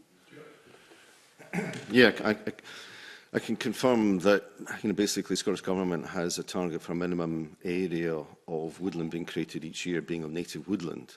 There's a sort of informal arrangement about percentages of total planting. So if you planted 18,000 hectares, Scottish Government feels comfortable with that sort of half and half between commercial and native. Colleagues in the Woodland Trust would say they'd like more than half of it to be native, and I would like more than half of it to be commercial. But the key point is that if you're hitting that level, you're then achieving your target on native woodland creation, which is 4,000 hectares. I think the key thing here is ultimately, if we were only looking at forestry and saying it's all about the carbon and nothing else, and we don't give a monkeys about anything else, then you would say, let's plant the fastest growing trees as much and as quickly as possible. But ultimately, I think everybody in the forestry sector recognises that what we want is sustainable forestry, which delivers a variety of objectives. So we can, both Woodland Trusts Scotland and COMFOR, write to Shona Robeson and say in the budget, make sure there's enough funding and multi-annual funding to deliver the planting targets, because it's going to have both, and as a result of having both, you're going to deliver for carbon, for jobs, for biodiversity, for nature, for people, access and all the rest of it. So that's the way that we look at it as a forestry sector. Willie. Yeah, coming back on the native woodland, another kind of bugbear, if you like, is the kind of polarisation. We've got native over here and we've got industrial forestry over here. Scotland's remaining ancient woodlands, the oak woodlands in the west and the pine woods in Deeside and Space, they were managed for timber, and we should be doing more native woodland management for timber. Diverse broadleaves. We know that oak forests and pine forests will be effective in carbon sequestration within this plan. Rather than getting hung up on just the biodiversity part of it, I would also contend that native woodlands are not doing enough for Scotland, for the public, for communities in their being managed. That goes for the natural capital schemes and rewilding. They should be working harder to create jobs in the local economy. Thank you. Joe, and then David. I couldn't agree more, Willie. I think we need to avoid this polarisation, and I do hope that we don't end up with a sense of, with the different sessions you've got this morning, that there are different. This is a polarised debate between native woodlands and commercial woodlands. Just as Willie says that native woodlands can offer more for jobs and more products and more for climate change, I think commercial woodlands can be amazing for biodiversity and can be really well designed to provide amazing results. And I think we need to see it more as a continuum. I mean, it's very simplistic to say native woodlands or productive commercial woodlands. It's an easy shorthand, but it doesn't represent the full value. And when you think about some of the native woodlands and what they're going to offer in climate change terms over the long term, because the world doesn't end at the end of this climate change plan. We want to be native woodlands sequestering carbon for a very long time. So yeah, I do hope that the committee won't take away any kind of sense that there's a polarisation here, or that we should be doing one thing versus the other. We need to do all of it, because all of these kinds of forestry in different places and on the same sites together can offer a huge range of benefits, and that's what we need to be aiming for here. David. Yeah, again, I mirror that. I think we need to get away from the fact that it needs to be either one type of forestry or the other. The two are entirely complementary to each other, and modern productive forestry provides that balance. It provides balance of commercial conifer with timber production, which is sustaining employment, sustaining timber production, potential material for construction, fast carbon sequestration. Native woodland is providing that long-term tail of carbon sequestration, and I totally agree with Willie that we should be making more of the existing woodlands that we have in Scotland and managing those to the best of our ability. I think it's really important to understand the capacity of commercial forestry to sequester carbon quicker than native woodland in the timescales of the plan. That's really, really important as far as I'm concerned. As a business, we've got about 2 million tonnes of pending issuance units sitting in the Woodland Carbon Code at the moment. About 800,000 tonnes of those are deliverable before 2050, and they are almost all from productive commercial schemes, which of course have a balance of native within them as well. So that front-loading of carbon sequestration coming from from commercial woodland schemes is really going to be vital for us to meet the climate change plan intentions.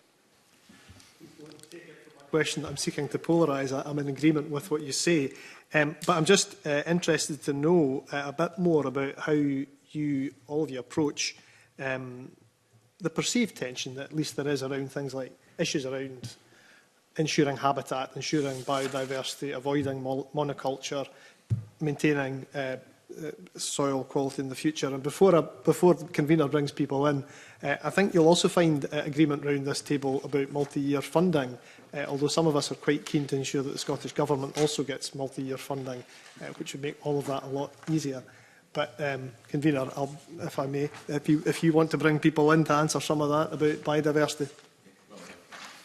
I mean, I would concur with Joe. One of the facets of some modern productive or industrial forestry is no management. A lot of the investment forestry, not all of it, but a lot of it doesn't manage. Go in, plant the trees, close the gate, go away. That's it. But there's not good figures on how much thinning is being done in Scotland's forests. We know we have a biomass and bioenergy market, which is ready-made for this sort of stuff. And you can get, you've got Sitka spruce forests in Argyll, which have mirror oakwood flora because they've been managed over the last 60 or 70 years, and they're still there. So they're not on this short rotation. And David's point about the forest, the caveat that I would always put in is, if it's on organic soils, there's less certainty. There's less certainty about what's going to happen, and that's what they're going to deal with in the next session, I think. So, Stuart. Thank you. I think the key thing comes down to design and active management. If we look at the forests that were planted last century, then at that time, government policy was grow as much fibre as you can as quickly as possible. And when I used to work for the Old Forestry Commission before it split into Scottish Forestry and the other country, you would say to an applicant, you've actually left a bit of open land there, plant it up. And yes, okay, there should be 5% broadleaves in there, but the other 95% of the land should be planted with as many trees growing carbon, as we see it now in timber as fast as possible. I mean, that's fundamentally changed, but I think the big problem we have is that we're working with multi-decadal, if that's the right term, rotations here. So the forests that were planted last century tended to be tree stock that didn't grow very quickly, and you're looking at 40, 50-year rotations or up to 80 to 100-year rotations, depending on tree species. You can't change that overnight, and we're left with that legacy. The big important thing is, what are we doing now? And we've changed fundamentally our design practices in the late 1990s, and I would say that Scotland and the UK is actually world leading in that. You know, lots of countries, lots of forest industries would say our standards are better than your standards. I mean, ultimately, I think our standards stand testament in comparison against anyone's, and also we've means to validate that through forest certification. Scotland and the UK is the only place in the world where the standard that we have, which is agreed by all parties, all stakeholders, and endorsed by both the main certification schemes, Forest Stewardship Council and PAFC. So, you know, we're unique in that context.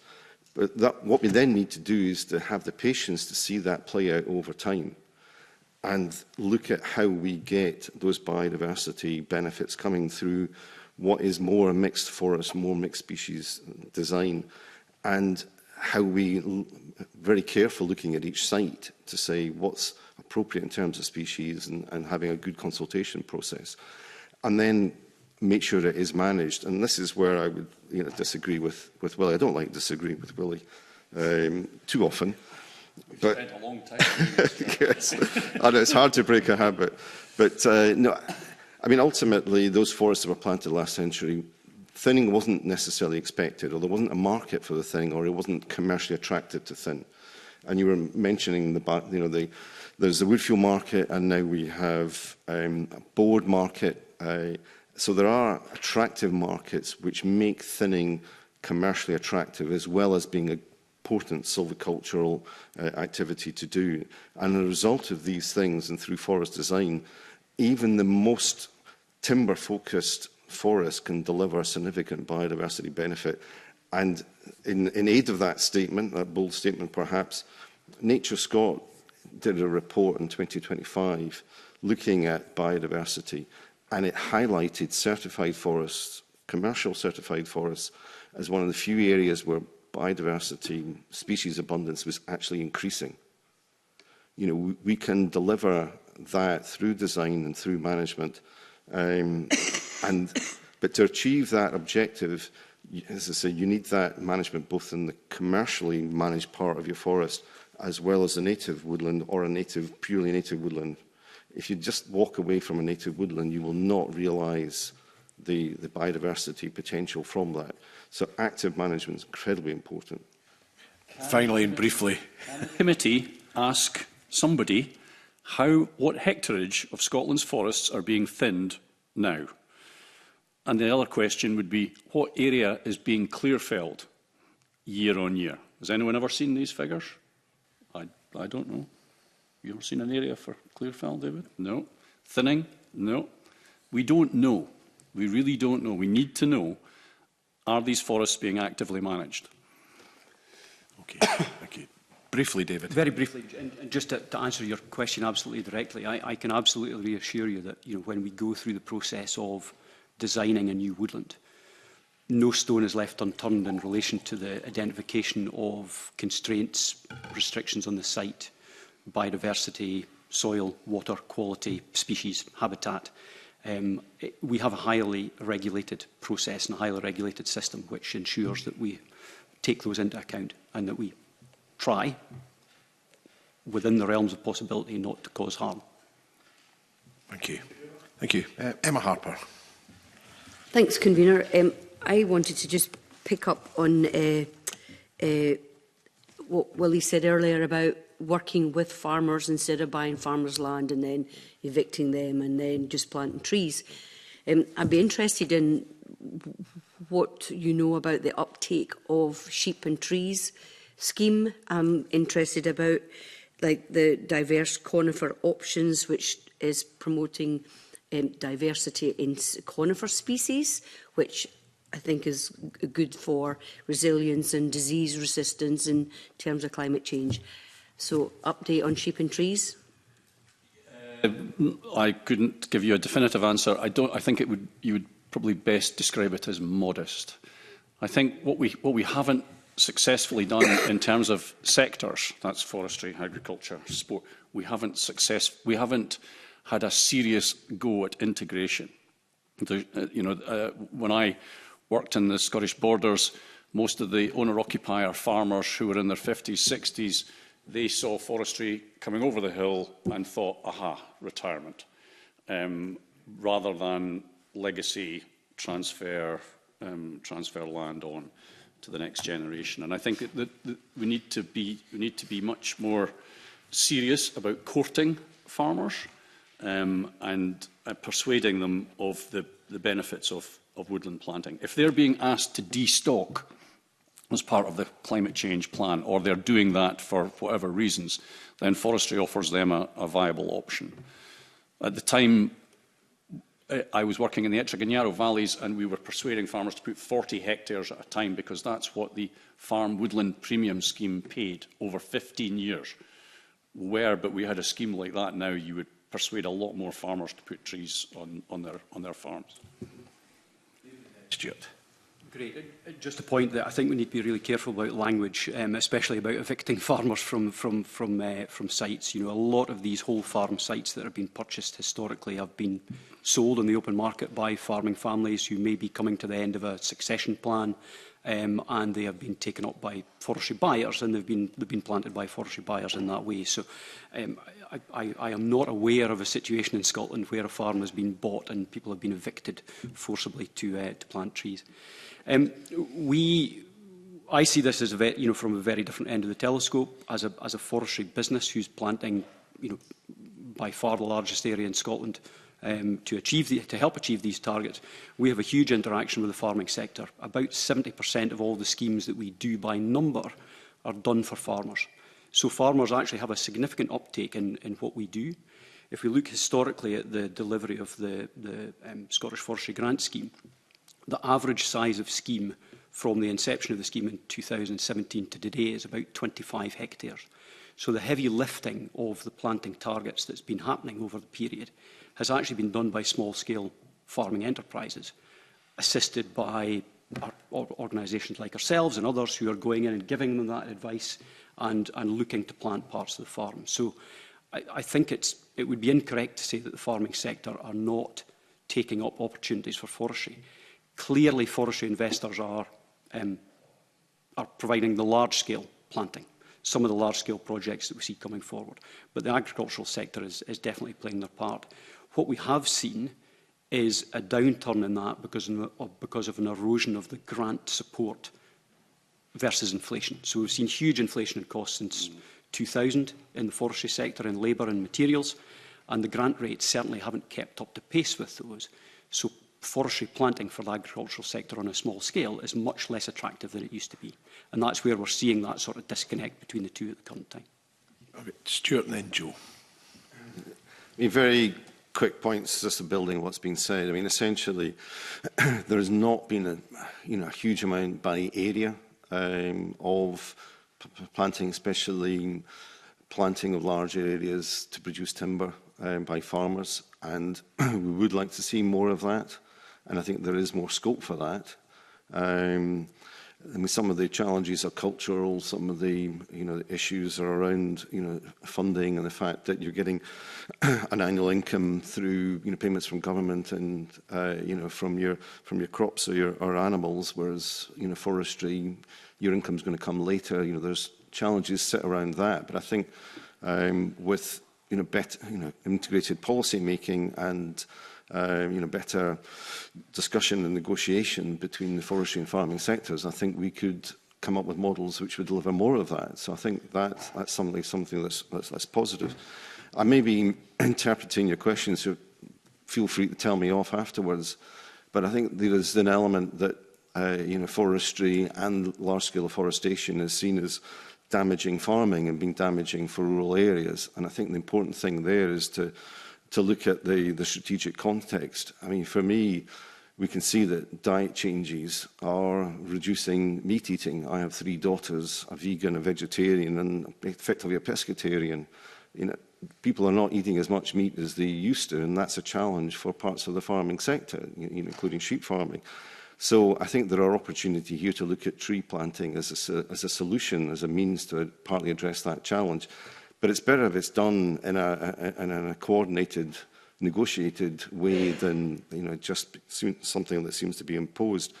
And one more factor I would flag up is that we've had work undertaken by SRUC, which has looked at the net impact on jobs and net impact on local economies.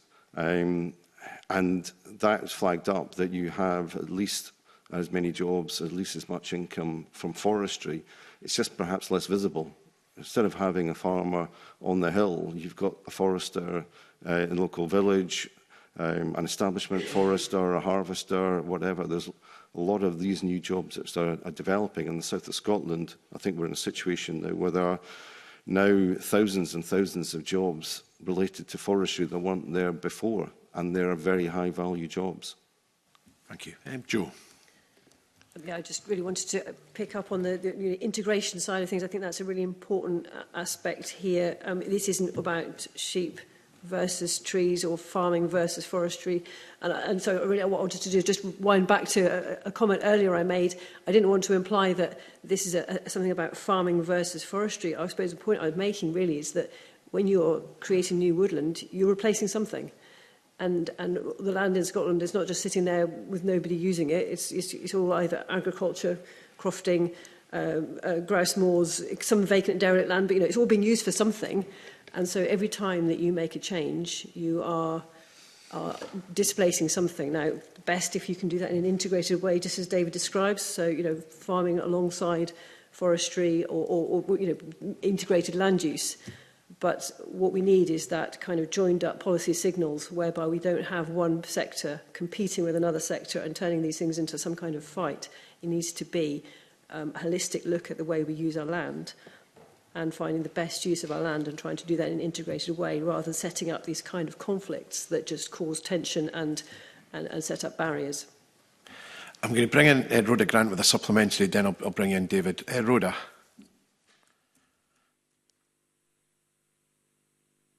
Sorry, waiting for my mic. Just on this, I mean, if there was proper planning, do we have enough land for everything? Because we're not self-sufficient in food. We're definitely not self-sufficient in timber. And we also need to meet our climate targets an awful lot under nature restoration targets, an awful lot more of, woodland, native woodland. Is there enough land to go round, and how do we manage that? David, do you want to comment? An excellent question, because it ties in exactly to the point I wanted to make, which is, we've got 5.5 million hectares of agricultural land in Scotland. 4.5 million hectares of that is grazing land. What we need to achieve the ambition of the climate change plan is 5% of that land. And I think it's about setting the context of that. We only need 5% of that land. And I would like to think, Stuart's mentioning changes in diet, changing in attitude to eating meat, some of the challenges that the wider agricultural sector have in some of these challenging environments, which are exactly the environments where forestry can take over and can have a real impact on jobs, on biodiversity, on wider rural access and all the benefits that forestry provides. So, I think the context of 5% of grazing land being lost to meet the ambition is something that we really need to take into account. Willie. Very, very quickly, probably a question for Edward. How much of our arable land is used for malting and animal feed? I think we'll stick to forestry. Right. Okay. But I made the point earlier that we want to move away from the organic soils in the uplands, and we want to be on the better mineral soils. So there's a sort of a thing going on in there. The other point was about tenancy.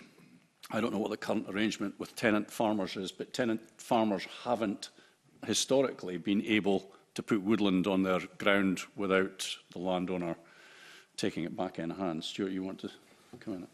No, sorry, I didn't mean to distract you from your point, Willie. But it's to build on the point that you make. And Rhoda, you're absolutely right. We've got all these different challenges that we're facing: rural economic jobs, as well as climate change, as well as food, as well as timber, resources. And can we deliver more with what we've got? I think you can do. And what I would flag up is that I think about 13 years ago, there was a woodland expansion advisory group that was set up, which brought together the forestry and farming sectors. And the idea was to discuss how do we achieve more tree planting, how can we do that in a way which minimises the negatives and maximises the positives between the farming and the forestry sector. And I think it would be good to come back to that and have a look at it, because I think I'm a great believer that sometimes government, civil servants can get a bit paralysed in the centre with having all these different stakeholders throwing rocks at them, including me. And sometimes it's actually good to be saying to the stakeholders, well, you know, let's get round the table and you can stop throwing rocks and instead have a conversation. We've certainly heard that recently. One of the issues here, I think, is we've come to the end of the route map when it comes to agriculture funding. That's fallen off a cliff, and there is no sign of the rural support plan coming anytime soon. In fact, we received correspondence today to say that it wasn't going to be delivered, and there was still no time for it to be published. Is that not the kind of elephant in the room? We've got a Good Food Nation plan that's stalled. We've got a rural support plan that's not even over the horizon.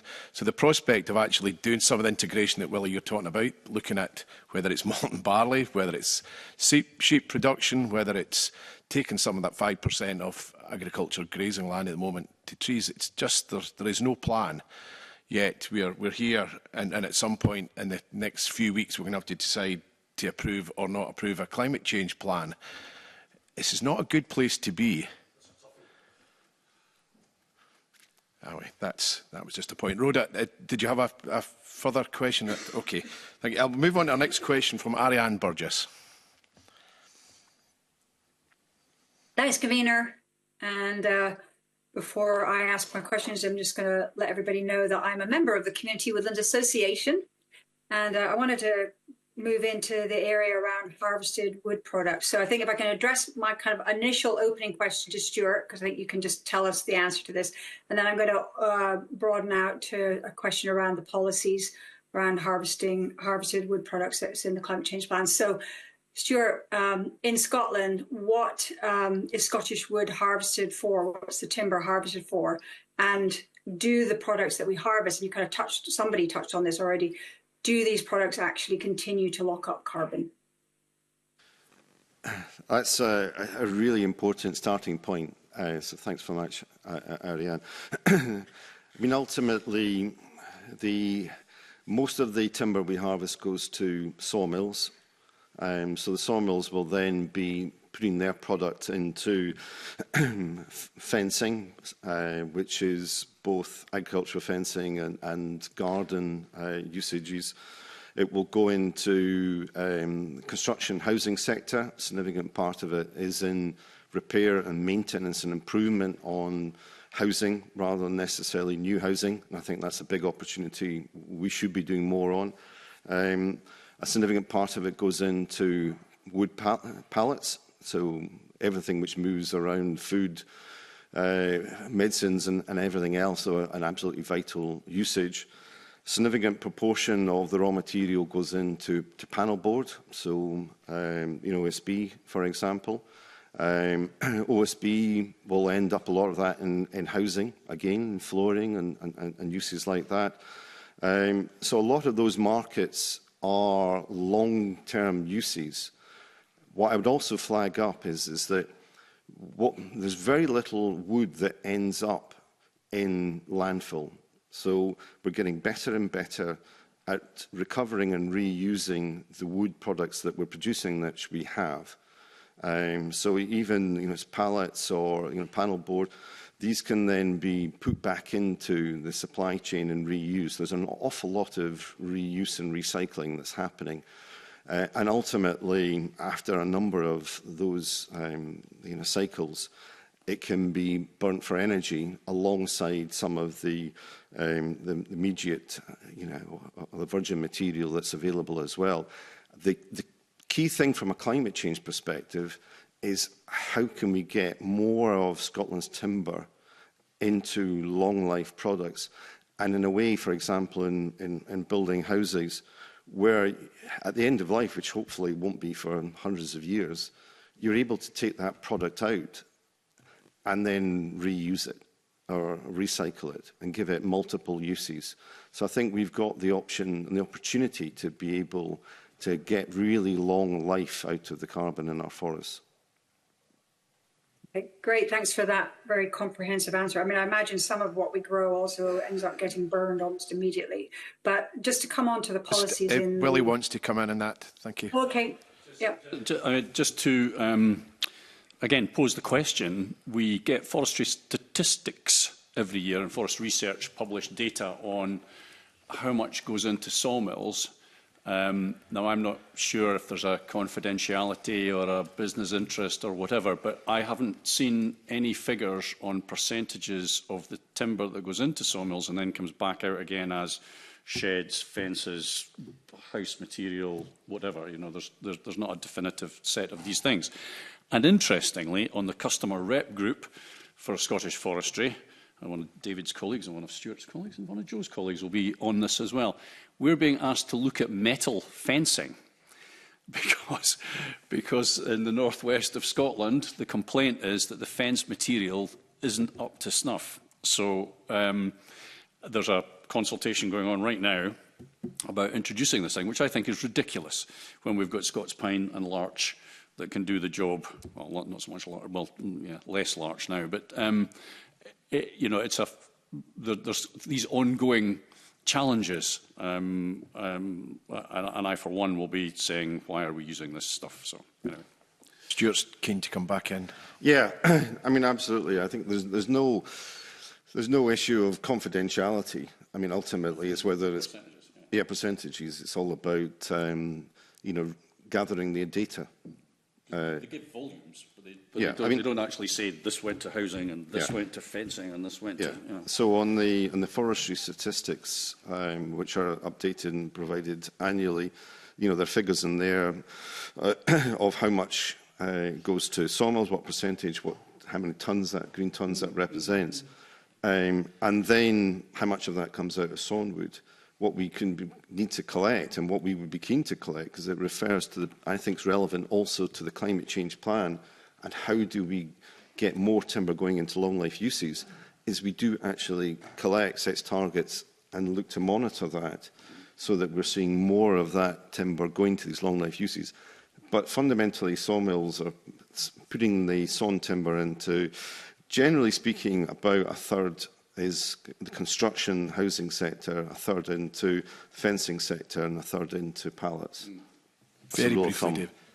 Just to say that exactly on that point, we are working on a bit of research at the moment with James Jones and Sons, one of the largest sawmillers in the UK, and that is looking at a carbon project, a carbon site that they grew and that we've established on their behalf, and we're looking at the full carbon cycle of that and the projection of what material will be delivered from that, and that's a paper that we hope to get out this year that will give a little bit of certainty on these outcomes. Thank you. Just conscious of time. Ariane, did you have a further point? Yeah, I want to ask the rest of my question. So thanks very much for that. And in a way, Stuart, you started to touch in on it. And David, good to hear about that initiative there. But so the draft climate change plan has got two policies on harvested wood products. And one is to continue to collaborate with the private forest sector on timber development programme to promote and develop wood products for use in construction. And the other is to work with the sector through the forestry and wood-based industry leadership group. But we don't have any clarity around what's the government aiming to do with that. Are there targets there? What are they looking for in terms of that production? And the amount and the speed with which they want to kind of get more harvested wood products into kind of construct more construction than just maybe timber frame and some of the things that Stuart articulated there. So I think if you could give us a bit of clarity around that harvested wood product and that the kind of somewhat vague policies there that seem to be kind of like we will work with, but what are we trying to get to? Yeah. I mean, that's a great question, Ariane, and I'll come on to a shameless plug for Comfor's manifesto for the election for all the parties. But I mean, the key thing is that there are some activities taking place. For example, we're looking at understanding the properties of the trees that we're growing. We're understanding the properties of the wood that is produced and where that would be suitable for. And there's very modest levels of funding available, which are mainly going to small enterprises, doing some excellent work in how they can put small quantities of Scottish timber into, for example, local housing. And we've got some fantastic businesses like Macar, Highland, they're going to tell me off, Highland Heritage, if I don't get the name right. But it's very modest, and I think that's the key thing. It's not necessarily joined up. And the shameless plug is that we're saying that what we need is a timber industrial strategy in Scotland.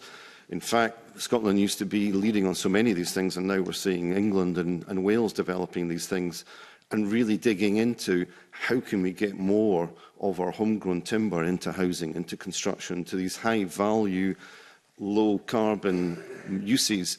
And that's something I think is absolutely vital that we have for, the next government, that it's looking at this and saying, yeah, we could be doing a lot more here, and it's going to deliver real benefits for the economy, for jobs, for carbon, and supporting, Willie's point about, native woodland and broadleaf woodland, and it's not just about conifers, it should be about hardwoods as well.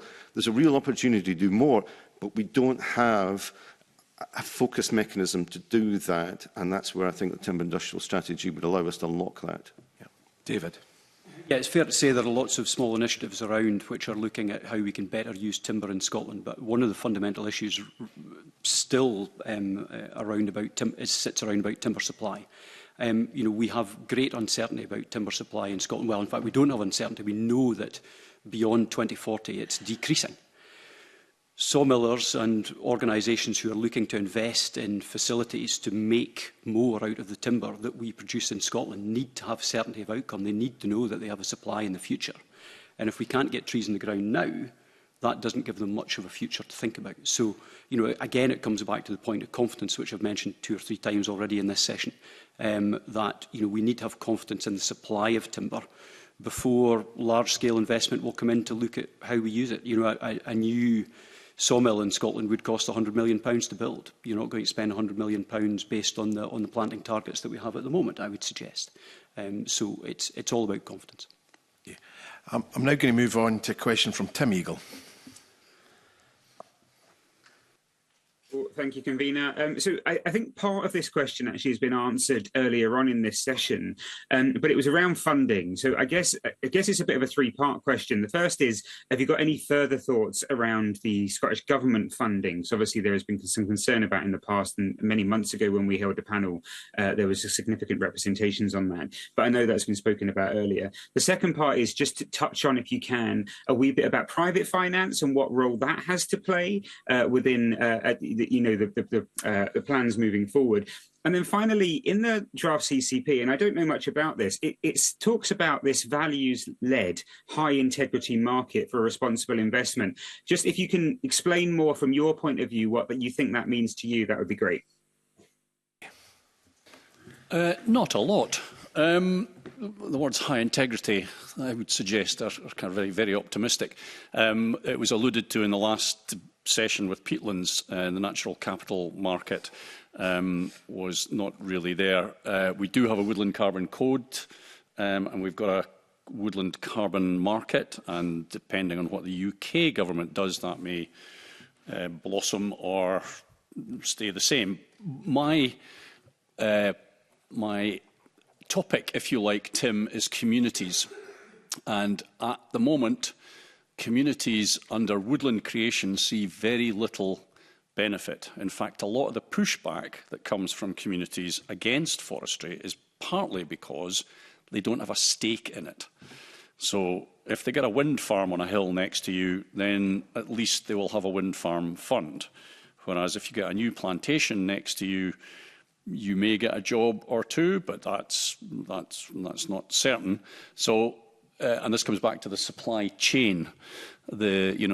Communities have objected to schemes and held them up. David alluded to to barriers, and Stuart did as well. And I'm not personally involved in any of these, but I can certainly speak on behalf of communities and say that should they have a financial incentive, whether that's through your high integrity carbon market or whatever, in other words, they had a portion of the rewilding scheme or the conifer scheme or whatever, a portion of the revenue that came in, that may make them much more amenable to having large-scale forestry established on their doorstep, and or something at the end of the rotation, you know, either a portion of woodland that they could manage, and or a tithe or levy on the clear fell income. I put these forward as thoughts. Thank you, David. Yeah, I think public funding, Tim, provides that pump prime, which was talked again about in the Peatland session this morning. That pump prime to give certainty to private capital coming into the sector, and we've seen that time and time again with various grant schemes throughout the time I've been involved in the forestry sector over 30 years.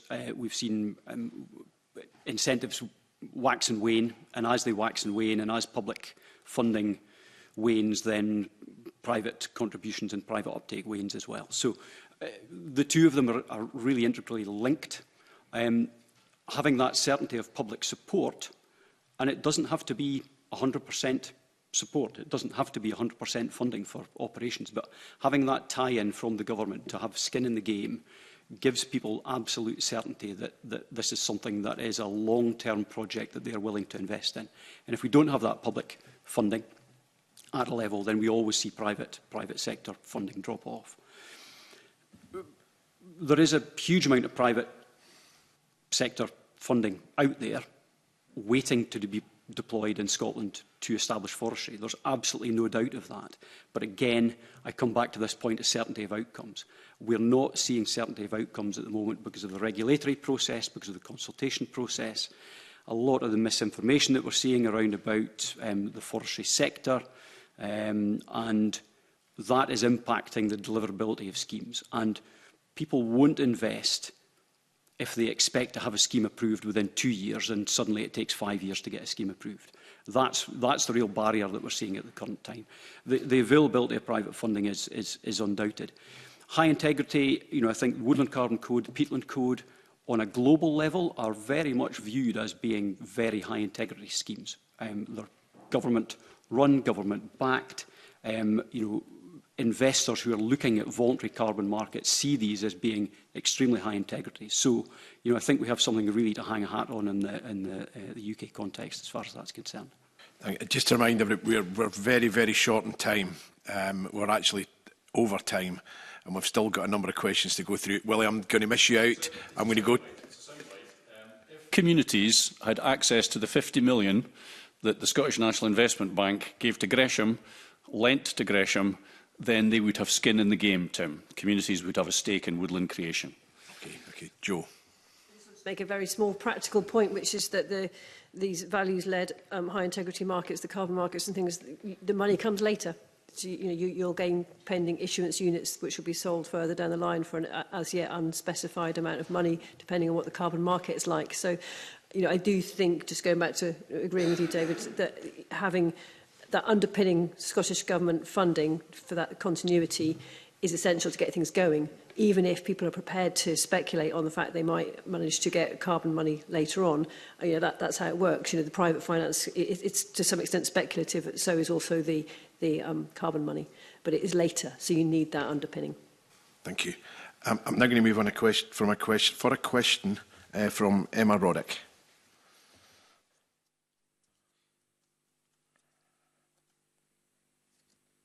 Thank you, Convener.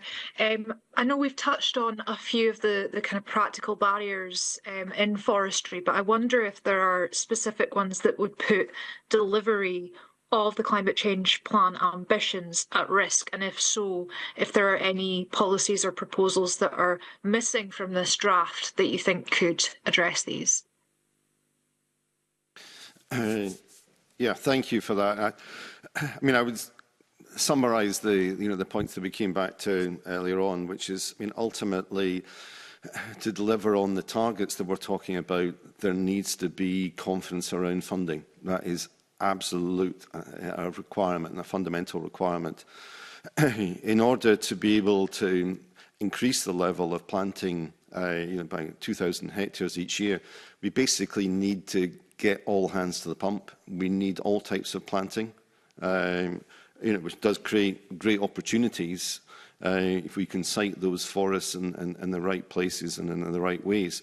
I would at this point highlight the fact that if you're going to achieve 18,000 hectares, that has to be on the back, or will have to be on the back of a significant area of larger individual woodland creation schemes. If you try to deliver 18,000 hectares with an average of 20 or 25 hectares, it simply won't happen because we just don't have the resources to deal with that number of applications. You've got to have larger schemes. And in those circumstances, predictability is absolute. It doesn't matter what type of woodland creation, whether it's primarily financially driven or it's primarily about native woodlands or wilding. There needs to be predictability that if you've got an area of land that you are able to navigate, look at the guidance, look at the requirements that will be applied by Scottish Forestry as part of a robust assessment process, that you have got a good idea of what the outcome of that will be, because you can understand there is clear guidance, and that the timeframes are shorter. And I think there's a really important point to make here. Shortening timeframes isn't about cutting corners. It isn't about having a less robust process. Ultimately, at the moment, what we're doing, I think, is that in many cases we're having extended timeframes because we're just not facing up to the questions that are being asked and giving responses. We're sort of trying to drag things out in the hope that somehow things will get better just by having lots of conversations. As an example, I would say I've been unfortunate twice in my life because I like living in areas with rural aspects. There's been house building, the back of my house. I objected. I didn't want it. I understand, why we do it. There was a process. My voice was heard, and I was ignored. I'm not saying that's how we should look at forestry. The parallel I'm saying is there was a clear, understood process. I understood the basis on which I was able to make an objection and how things were being assessed. I think in forestry, we've not been good enough in terms of saying, why are we doing this planting? What is the process? How will you be listened to fairly? How will we make the effort to engage with you, as David said, in a spirit of how can we be helpful? We all want to do that, but ultimately there's a decision that has to be made. And I think too often we're running away from making that decision quickly enough. David? Again, certainty of outcomes and application of the very strict rules and regulations that we have around about the forestry sector. Application of those in a way where goalposts don't change on a regular basis. What we see are applications going forward where the goalposts can change 3, 4, 5 different times during the process of application. Again, that provides a huge amount of uncertainty for applicants, whether they are investors or existing landowners, and that certainly doesn't help. So actually using the rules and regulations that we already have and applying those in a fair and proportionate way is really important to it. On Willie's point on communities, we have to take communities along with us, but more often than not, what we're seeing are as certain sectors of the consultee sort of suite providing a huge amount of misinformation in the sector, and that stalls the regulators. The regulators don't know how to deal with it. They can't react to it. We fall into these gaps of prolonged conversations that Stuart's mentioned, and that just gets us nowhere. Willie? Emma was talking about uncertainties in terms of delivery. I think your next session, soil carbon, peat soils, forestry and peat soils, that's a big uncertainty. And we need to be more careful in our management of peat soils, and we need to properly fund and equip forest research with the tools to tell us what's happening. Emma? Thanks, Convener. Can I just go back on the point about moving the goalposts? Because there was a bit of kind of sympathy there with regulators and the situation that they're in order to get to that point where there's consistency in approach and there's clarity. Whose behaviour would need to change? I think probably everybody in the process needs to change their behaviour. I think we need to have more clarity on the intended outcomes of the schemes that we're proposing. I think the communities need to be properly informed of the actual facts around about commercial forestry, productive forestry, whatever type of planting is happening. And what we're seeing at the moment are a lot of misinformation coming, which is confusing all sides of the party, all sides of the process. And I think we just need probably forest research and or other parties to provide really clear guidance on some of these aspects that are of concern to communities, certainly. Thank you. Emma Harper. I think I'm okay for now. Thanks, Convener. Edward Mountain. Thanks very much, Convener. You're not going to be surprised. I'm going to take you to Annex 3, page 77, for those of you that have read it. There's a government commitment there to produce 258,000 hectares of new woodland by 2040. You've told us this morning that there needs to be confidence in the market to be able to achieve that target. I would suggest that maybe land reform and the Natural Environment Bill may muddy the water when it comes to that. Well, that's certainly the evidence we had. But based on the figures that you are suggesting and adding a small proportion of uplift, to achieve the government figure of 258,000 hectares, we'll need at least £880 million invested by the Scottish Government to achieve that planting figure. That's on today's figures. Based on that, they may rise. We're probably looking at a figure of closer to £1.2 billion. Turning to page 78 of Annex 3, could you just tell me where I find that investment? Because it's all good news in there. There's no costs, according to the table. Are you confident that the plan is properly financed? A yes or no answer will do it for me as a convener short of time. Willie, do you want to kick off? No. Simple. Stuart. I mean, at the moment, we are still faced with a situation, especially on those larger schemes, that we need to be able to hit the planting targets, that the timeframes between planning and planting can be 4 to 5 years, whereas the commitment, the funding, isn't. It's annual at best. We might have multi-annual over 2 or 3 years. So we're always in a situation where the funding required is not clear. Respect, that's kind of a politician's answer. I'm looking for a yes or no answer. Are you confident that the plan laid out by the government is properly financed? And can you see it in the plan, yes or no? Speaking back to a politician, I think the reason why you often don't give yes and no answers is because it's important to provide the context. I'm not here to try and defend the Scottish Government. In fact, I'm sure plenty of people would say, I wish I'd shut up. But if the question, rephrasing it, and you'll tell me off for doing this, is does this plan say this is where the funding is coming from to be able to deliver those targets and it will be there? No. Do I believe we've got means to make it happen? Yes. Different question. Good pivot. Joe. I would agree. I think there is money from natural capital markets, from private investment that matches up with what the Scottish Government's putting into this. So I think I would agree. I think that the money's there, but it does need that continuity and certainty of the underpinning Scottish Government money to make it even possible. So a yes and no. Sorry. I am surprisingly exactly the same answer. I think the money isn't there on its own, but the private sector will bring the money to the party if they have certainty in the outcome.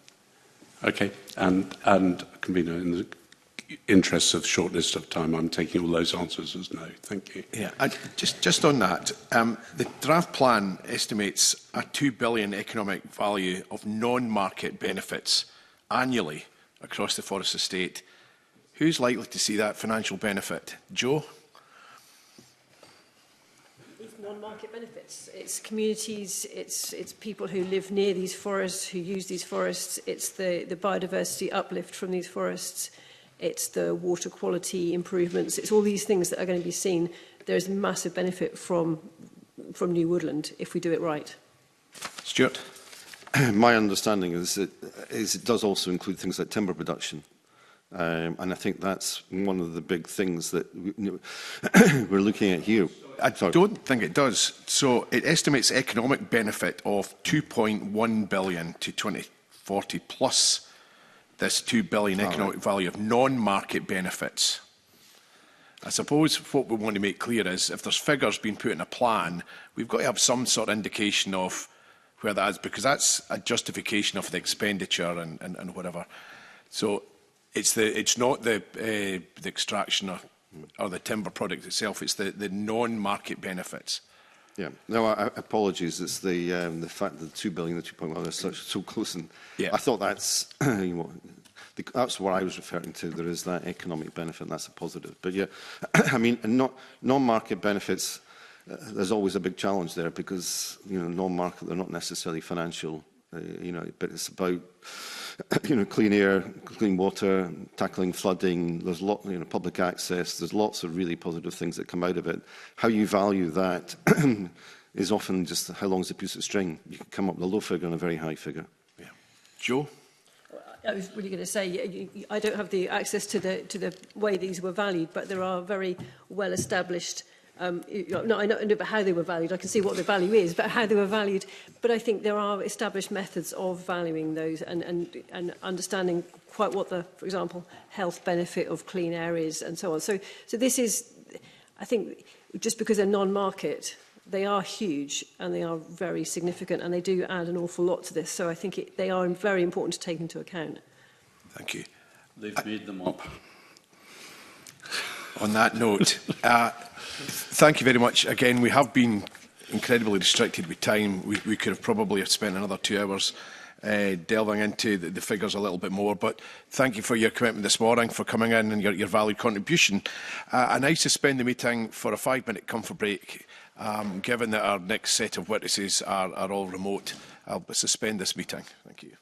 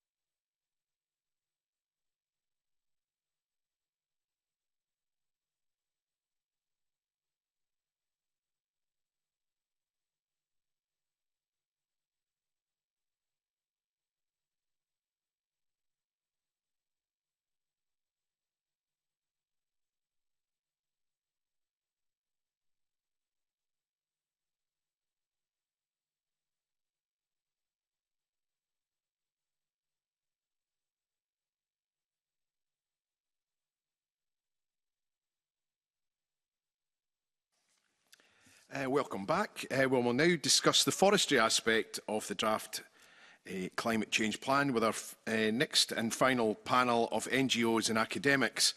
I welcome to the meeting remotely, we have Dr. Mike Perks, who's a principal scientist from the Climate Change Forestry from Forestry Research.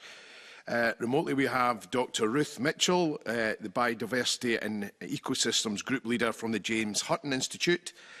We have remotely Alan MacDonald from Trees for Life, who's appearing as the convener of Links Woodland Group. And joining us in person is Dr. Alexandro Gimona, who's a senior landscape scientist from the James Hutton Institute. So thank you very much for joining us. And again, just before we start, can I remind everyone that time is against us and try and make our questions succinct as well as the answers. And you don't need to operate your microphones. So I'll get kicked off. So I'm going to focus on the woodland creation ambitions in the draft CCP. Those ambitions are lower than the Climate Change Committee's advice suggests. So I'd like you to explore what are the implications of this gap and would the higher targets be feasible, and as a result of the gap, what will be the trade-offs of the existing and the higher targets mean in practice? Who would like to kick off? So, Alexandro, thank you. Yes, I think it would be feasible to increase the hectareage, possibly. In terms of where, that's a big question, though. And I think that the way I read the plan, it's a very good sort of overview plan of what needs to be achieved, but we don't know exactly where the trees should go and shouldn't go. So one thing to say is that hectareage is not necessarily the thing to look at, but possibly the carbon targets are. So you could increase the carbon that you achieve by clever targeting. There is also an issue of a need to increase the hectareage possibly, but that obviously depends on what trade-offs there might be with various other land use types. I think that's achievable with proper financing, but it's very important from my point of view that the plan eventually gives us a kind of spatial idea of where the trees would go. The main reason being that if we only look at the hectareage, we might end up putting trees on areas that are not suitable, for example, organic soils or, organic rich soils. And so I would be very keen to avoid perverse incentives, essentially, that so the hectareage that is reached might actually partly result in carbon loss in the first couple of decades. So that's my perspective. Interesting that the CCC have suggested a hectareage, an area of trees. However, the Scottish Government in their plan have suggested they can deliver the same climate change benefits by planting less area, but better. They might. The question is, we don't know exactly what the spatial plan is. Yeah. Ruth. Thank you, convener. Yes, I totally agree with what Alexandra was saying. Is the flaw with the plan as it stands at the moment is it's totally focused on hectareage, and it assumes that a hectare of trees planted is equal and delivers the same thing wherever it's planted, and that isn't true. So the really key message that I'd like to get across is that it really depends where you're planting those trees. Not all trees and not all trees in all places will deliver the same benefits. So we really need to think very carefully about where we're planting them. And as Alexandra says, particularly if we're planting them on organo-mineral soils, then there are big uncertainties around whether we will get net carbon gains in the first couple of decades, which are sort of relevant to our net zero timescales. And it's really noticeable that the Climate Change Committee's 7th budget, they specifically said that in that budget their budgeting assumed that they were planting on mineral soils, were avoiding the organic mineral soils. So yeah, I think the big challenge is that the bill as it currently stands is focused on hectareage, and that isn't going to guarantee the delivery of any of the particular goods. So have you any thoughts on whether that gap exists because the Scottish Government have looked into this in greater detail and decided that they can achieve the same outcome on less hectareage because they're not planting in mineral soils, whatever, or is it driven by budget and what they think is a more pragmatic target?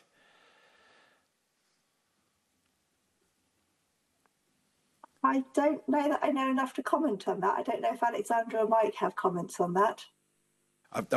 Alan's indicated he'd like to come in. Maybe, Alan, you could give your view on how the government have come up with a different figure from the CCC and how they would potentially justify that. I'm afraid I have no idea at all on that, Convener. I just raised my hand to completely endorse what Alessandro and Rhys said about the need for a spatial plan, but also to point out that we can alleviate the pressure on planting if we're able to enable natural regeneration at scale. So we could scale up woodland expansion just through nature and allow trees to set seed and grow themselves.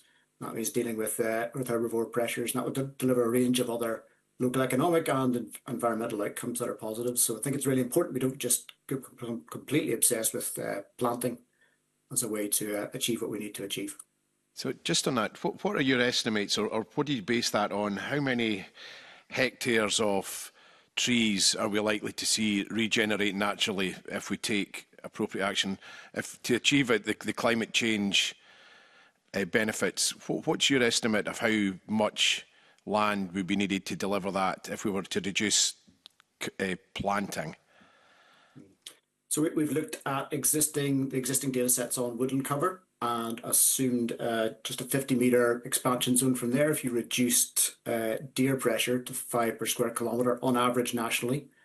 And over 10 years, that would deliver 320,000 hectares of new woodland. Thank you. Mike.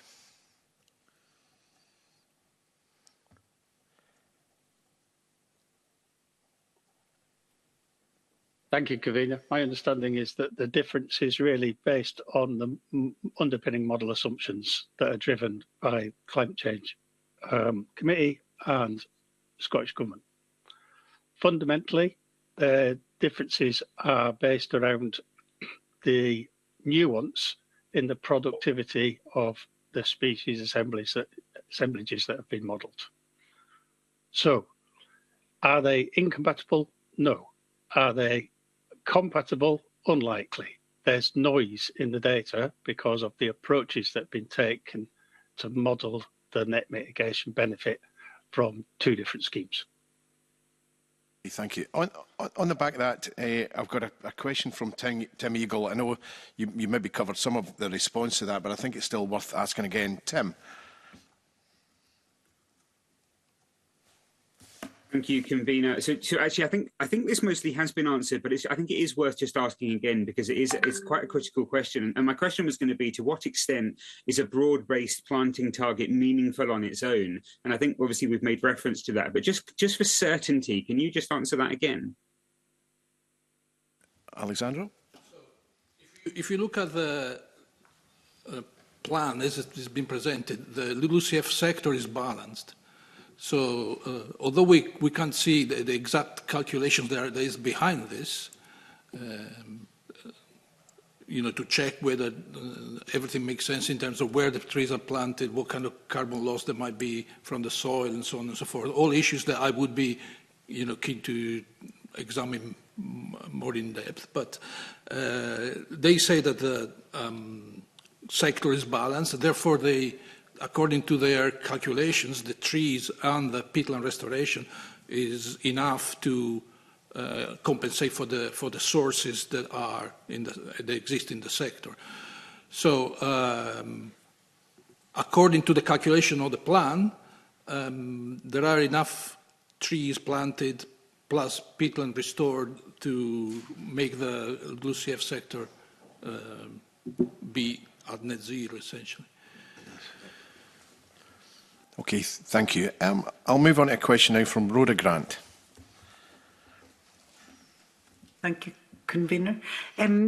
My question really, I suppose, follows on very much from this. So are we doing the right thing now? Is the right tree being planted in the right place? Is the policies that we have, both the plan and other policies, enough to get the benefits we want from carbon sequestration, but also the other benefits, and I would include in that offsetting carbon elsewhere if we're using for timber for building materials and the like. So do we have the balance right? Are we doing it right at the minute? Alexandra. So from my perspective, the issue or the right tree in the right place could be improved by really being careful about not planting on organic rich soils. Looking at where the past grants have been conceded and also where the Wood and Carbon Code might allow people to plant, probably because of a mismatch in data, but I think there are many locations where there is a risk to put forest on soils that are relatively less productive from the point of view of the agriculture, and therefore, people think that that's an opportunity to put forest. But these soils are still pretty rich in carbon, and the plantation operations can disrupt that soil and release the carbon. So I think there should be more explicit targeting or sort of avoiding negative targeting of some kind of soils. At the moment, they protect 50 centimeters thick peat, but I don't think that's enough from the point of view of not releasing the soil carbon and therefore negating part of the benefits of the carbon that is captured by the trees. Thank you. And Mike. Could I just ask a quick supplementary remark of that? Yes, go ahead, Rhoda. Just on that, because we heard earlier that we're maybe not planting enough timber because of concerns about the soil quality on which timber's being planted. Is that a negative, or can we sort that out quite quickly?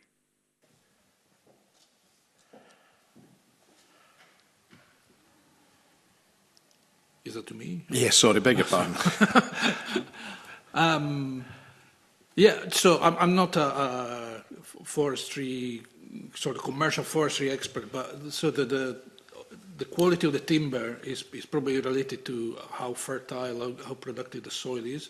So actually, I'm expecting that on good soils, which are often mineral, you can get better timber than you would get in upland, organic rich and often wet soils. So in theory, there isn't a conflict in terms of timber on targeting mineral soils, but there might be a conflict with other uses of the land, for example, agriculture, grazing, and so on and so forth. Thank you. Mike. The balance of the carbon benefits is between the disturbance of the soil carbon and the above ground rate of growth. Our research on organomineral soils in northern England, very similar to Scotland, shows that particularly when you've felled the forest and replanted it, the time to recapture the net benefit, the carbon in the timber outweighing the disturbance in the soil for a second rotation, is relatively short. So continued afforestation of organomineral soils where forest already exists, it provides a benefit. If we look at planting new organomineral soils, we can expect that to be the same, but the time to convert to a net positive may be a little longer. That's because you don't have the same nitrogen capital in the soil that you have when you fell the forest because of the decaying forestry residues that are retained on the site. The question regarding is the match correct? Right, well, if we come down the hill onto better quality soils, of course, the balance will be more in our favour. So integrating trees into agricultural landscapes, not taking over agricultural landscapes, but integrating trees into agricultural landscapes onto better quality soils is a big win. Thank you, Mike. Ruth. Thank you very much. In terms of Mike says that the sources of carbon losses are around the soil just being disturbed, but the other source of carbon losses that we don't always take into account is the fact that the soil microbial community will also change. So as the trees establish, the change in that soil microbial community will also drive soil carbon losses, and a lot of our models currently don't take those losses into account. The other point I wanted to raise with respect to the right tree in the right place was that in addition to the uncertainty around carbon benefits, we need to be clear about the biodiversity benefits or not, and different tree species will bring different biodiversity benefits. Not all trees are equal. And generally speaking, if we want to have biodiversity benefits, we'll have a lot greater confidence in delivering those if we're planting native tree species. But it's not just the tree species, it's also the structure of those forests. And monocultures or even aged plantations will not deliver as much benefits as woodlands with more structuring. So move towards a different type of forest management where we've got continuous cover forestry and you've got a greater range of ages and structures will deliver a lot more benefits. So I think there's also something there to consider around management that we need to think about. And then I guess the final thing while I'm speaking from aloud too is thinking about any sort of unintended consequences. We heard this morning about peatland restoration, but obviously if we're planting new tree species, we need to be aware of the risks of seed rain.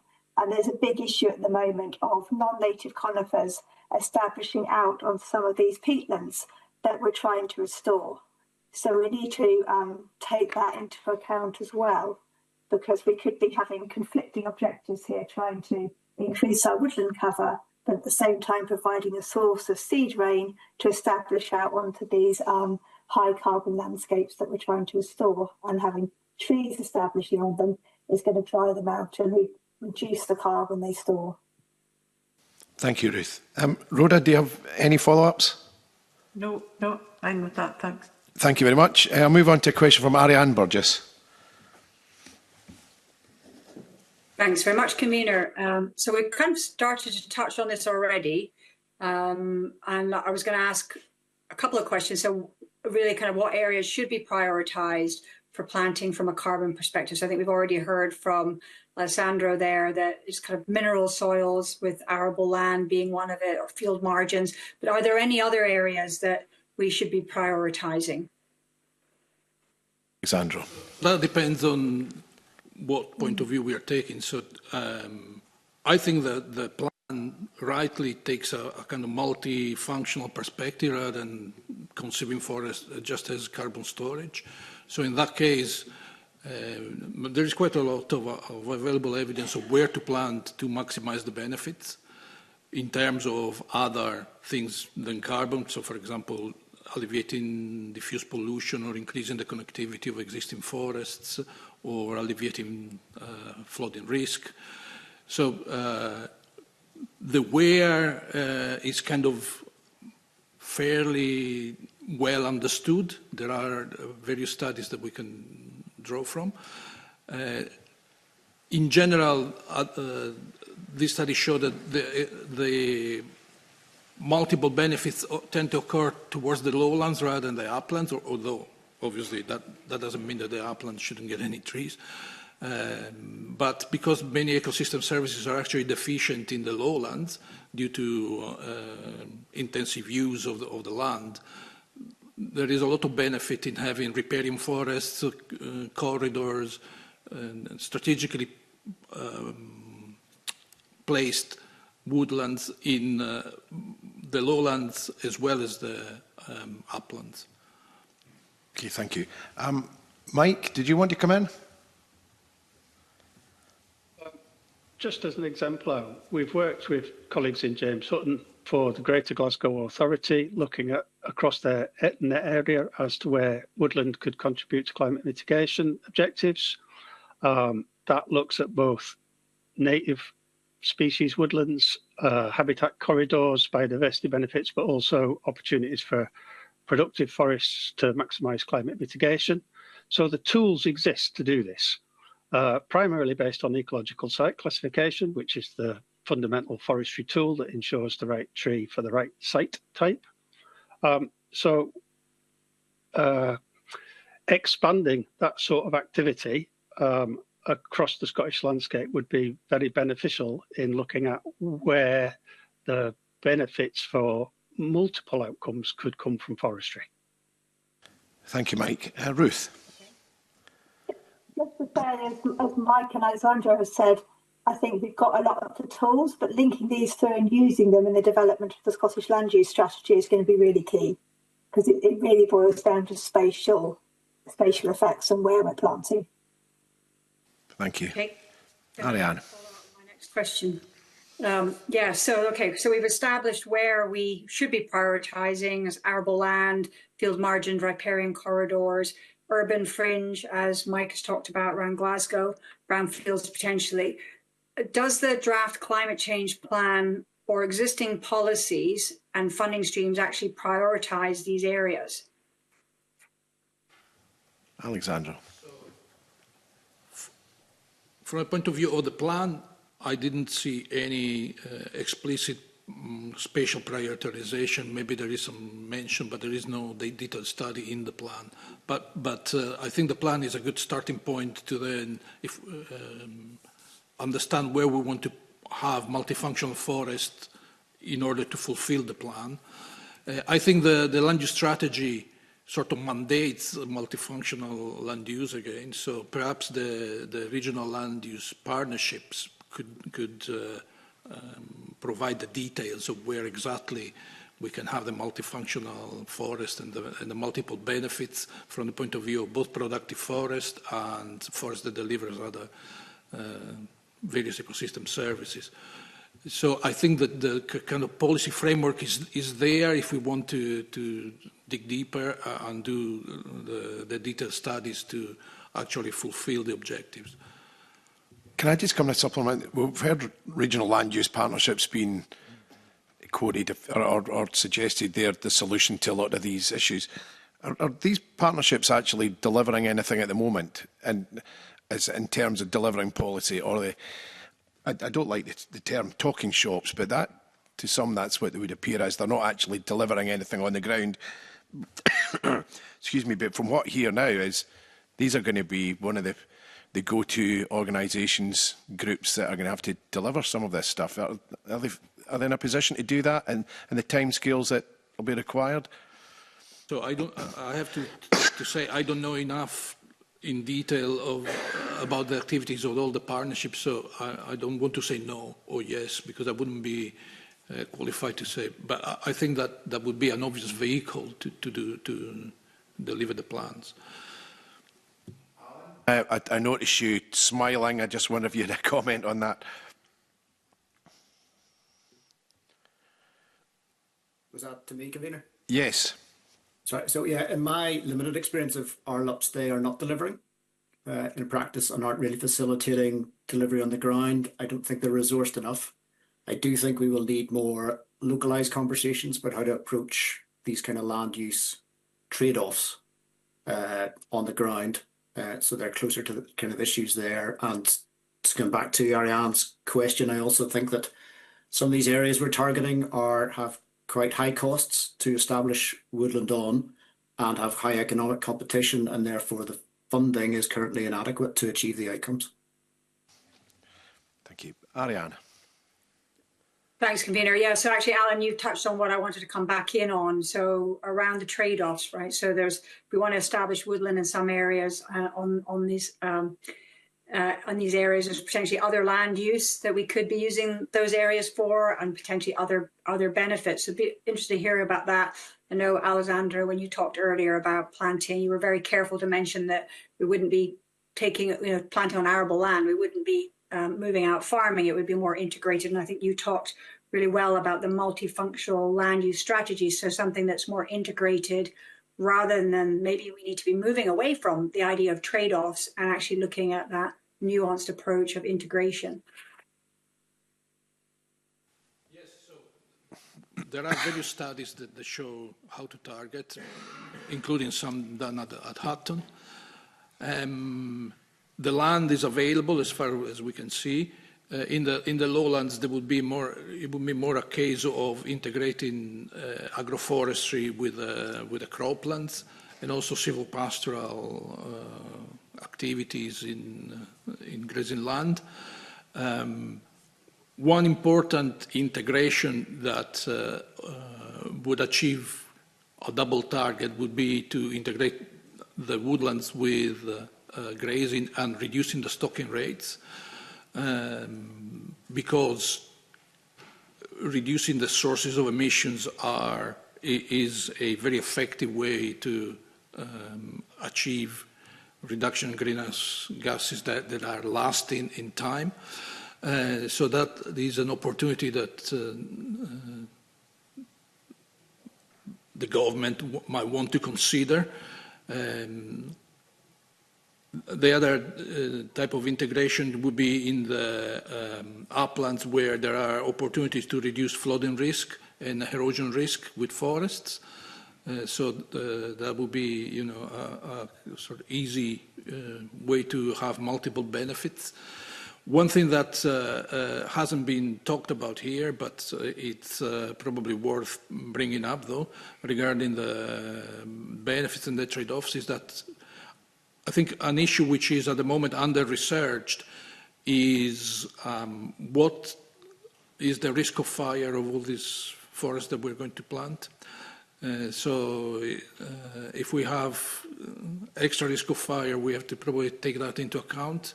And also, when we plant a lot of forest in catchments, some catchment might become actually droughty in summer in some areas. So those are issues that probably are still under-researched, that would benefit from to understand better the trade-offs that we might face in the future. Thank you. Alan. Yeah, I was going to sort of mention that we tend to naturally compartmentalise different land uses, and I think that the trees and farms example that Alessandro just gave, there's a good example of how we can do both with the same piece of land. I think we need much more imagination about how to have those kinds of solutions. And in forestry terms, you're not necessarily looking at farms alone, but taking active silviculture, actively managing and thinning forests can maintain that cover, so we don't have these kind of sudden releases of soil carbon when there's a large clear fell happening. We maintain the benefits of that forest for biodiversity, for natural flood management, for soil conservation. All of these kind of multiple benefits are possible if we're looking to integrate our management much more. And the practices are there, they're proved. We just have this in forestry, we have this kind of bit of a polarization between either large-scale commercial forestry and or non-intervention native woodland, and we need far more in between those two. We need both, but we also need much more of the middle ground. Thank you.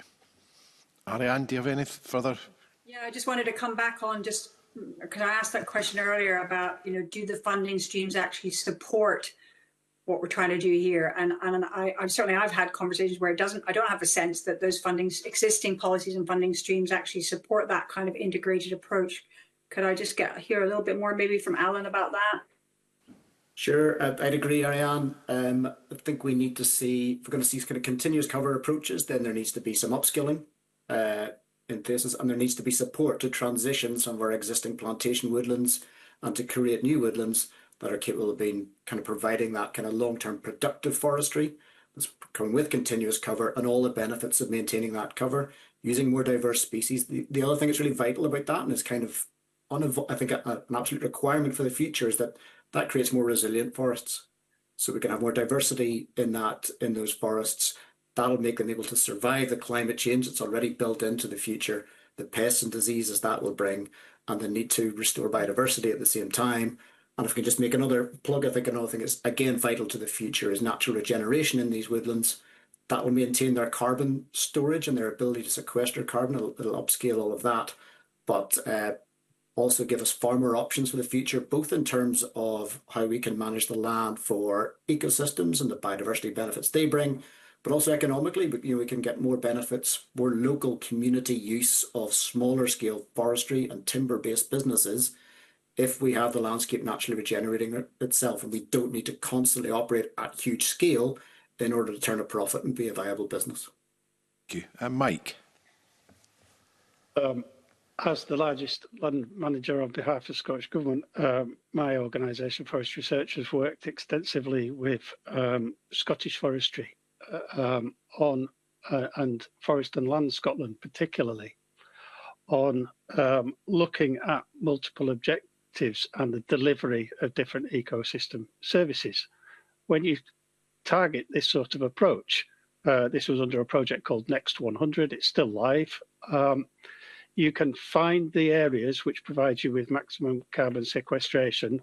That's where you put your productive carbon powerhouse forestry, and then that frees up land opportunity to deliver against other objectives in other locations.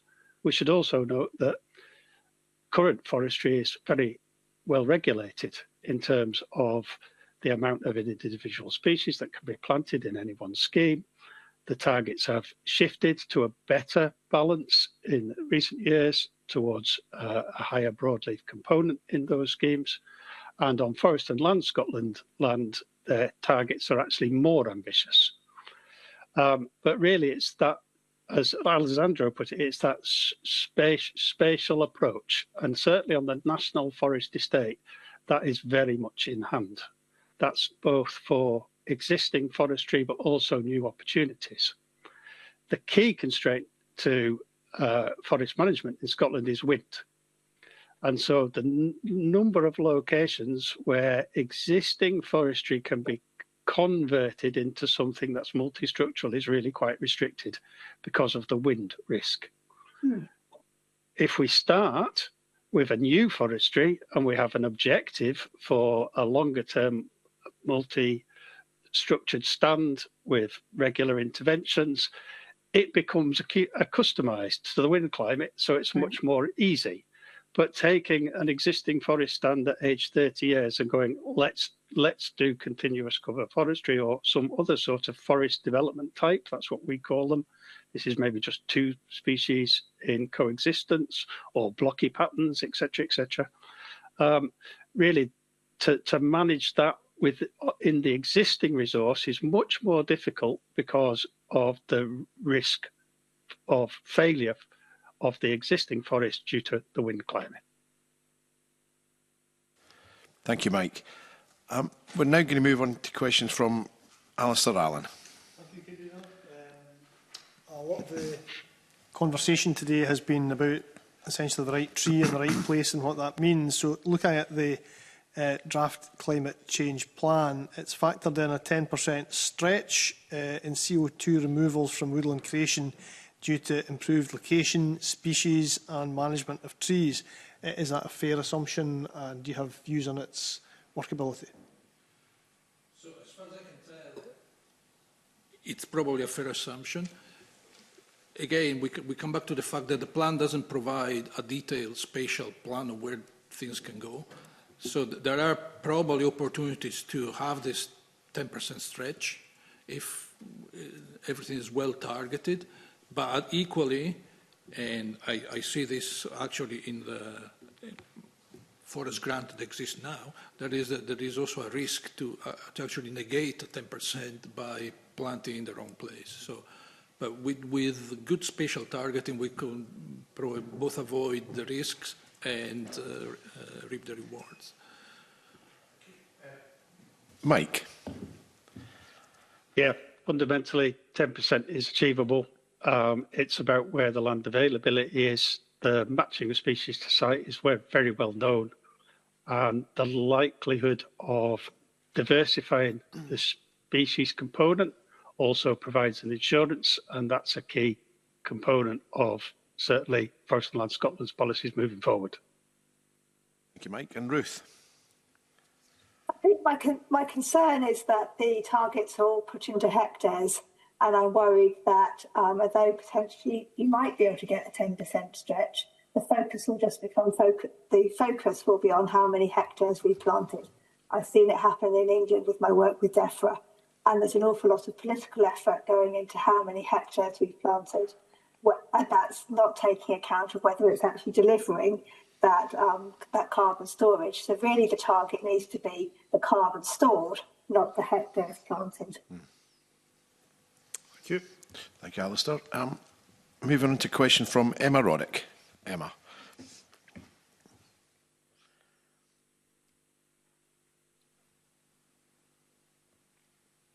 Thank you, Convener. I'm curious what is needed for a just transition for Scotland's land use sectors. We did hear quite a bit in the previous panel about the interaction between agriculture and forestry. Is there more that needs to be done, and is this properly evidenced in the draft plan? So I have to say that the economic aspects are not my particular expertise.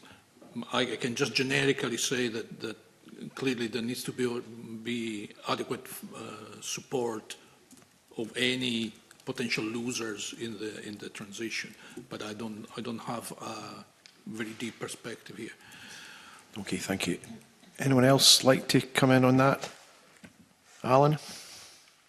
I was just going to echo what the last panel said. There's a mention of providing more support for tenant farmers to bring trees onto farms and for them to work with that and get the farming benefits from that. And also what was said about supporting communities to make use of woodland and forestry and to develop businesses at local entrepreneurship scale. I think there's more that public support we could do from that, get from that. I think taking the time to if we're looking towards a more strategic blend of diversified forestry, then taking the time to move to that is going to be important, and facilitating that with training is going to be key. And then lastly, I'll keep banging the drum about natural regeneration and its scope. And I think there is, this committee has already talked under the Natural Environment Bill about potential support for deer managers and the just transition they could make by moving to that that enabling level of deer and herbivore management in the landscape. I think that would provide multiple benefits, and that would grow as time passes. Okay, thank you. Anyone else on that just transition at the moment? Oh, Ariane.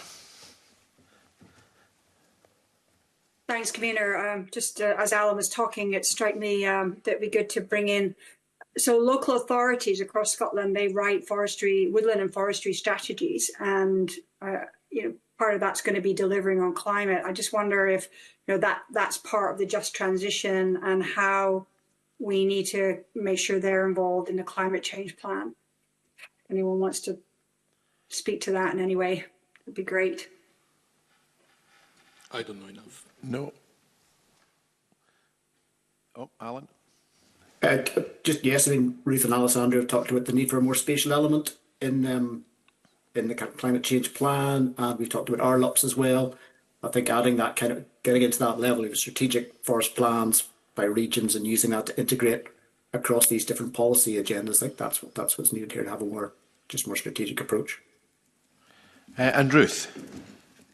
Yeah, I was actually going to follow on from the previous question around the just transition and thinking that we need to be careful that it's equitable in terms of the financial benefits people receive, because other land uses will also deliver carbon benefits and biodiversity benefits, and we could end up with unintended consequences that are driven by the sort of financial benefits in terms of tree planting. Whereas certainly, a lot of our upland soils in themselves are huge carbon storages, and we just need to be sure that other land uses are equitably supported as well for the benefits they bring. Thank you. No one else?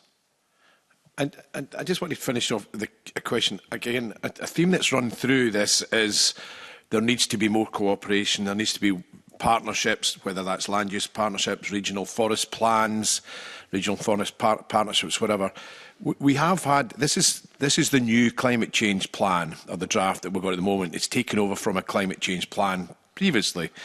Are we in the right place to hit the ground running? Are we as far advanced in putting these partnerships and plans in place so that actually when the draft plan is agreed, we can hit the ground running? Or should we have been far further ahead at this point, given we've had previous climate change plans? Alexandro. I'm not an expert in the situation of the partnerships everywhere. What I can see around is that there is a mixed picture where some partnerships are quite advanced and well-resourced, possibly, others less so. So it would be a case of understanding what are the barriers and obstacles that slow down the process. Okay, thank you. Anyone else? Mike?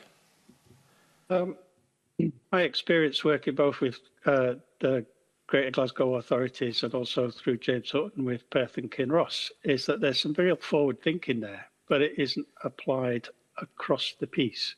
So this is providing advice to effectively the local authority planning group as to where the opportunities lie. So what I don't understand is how you would roll that out more widely. But there's clearly a model there.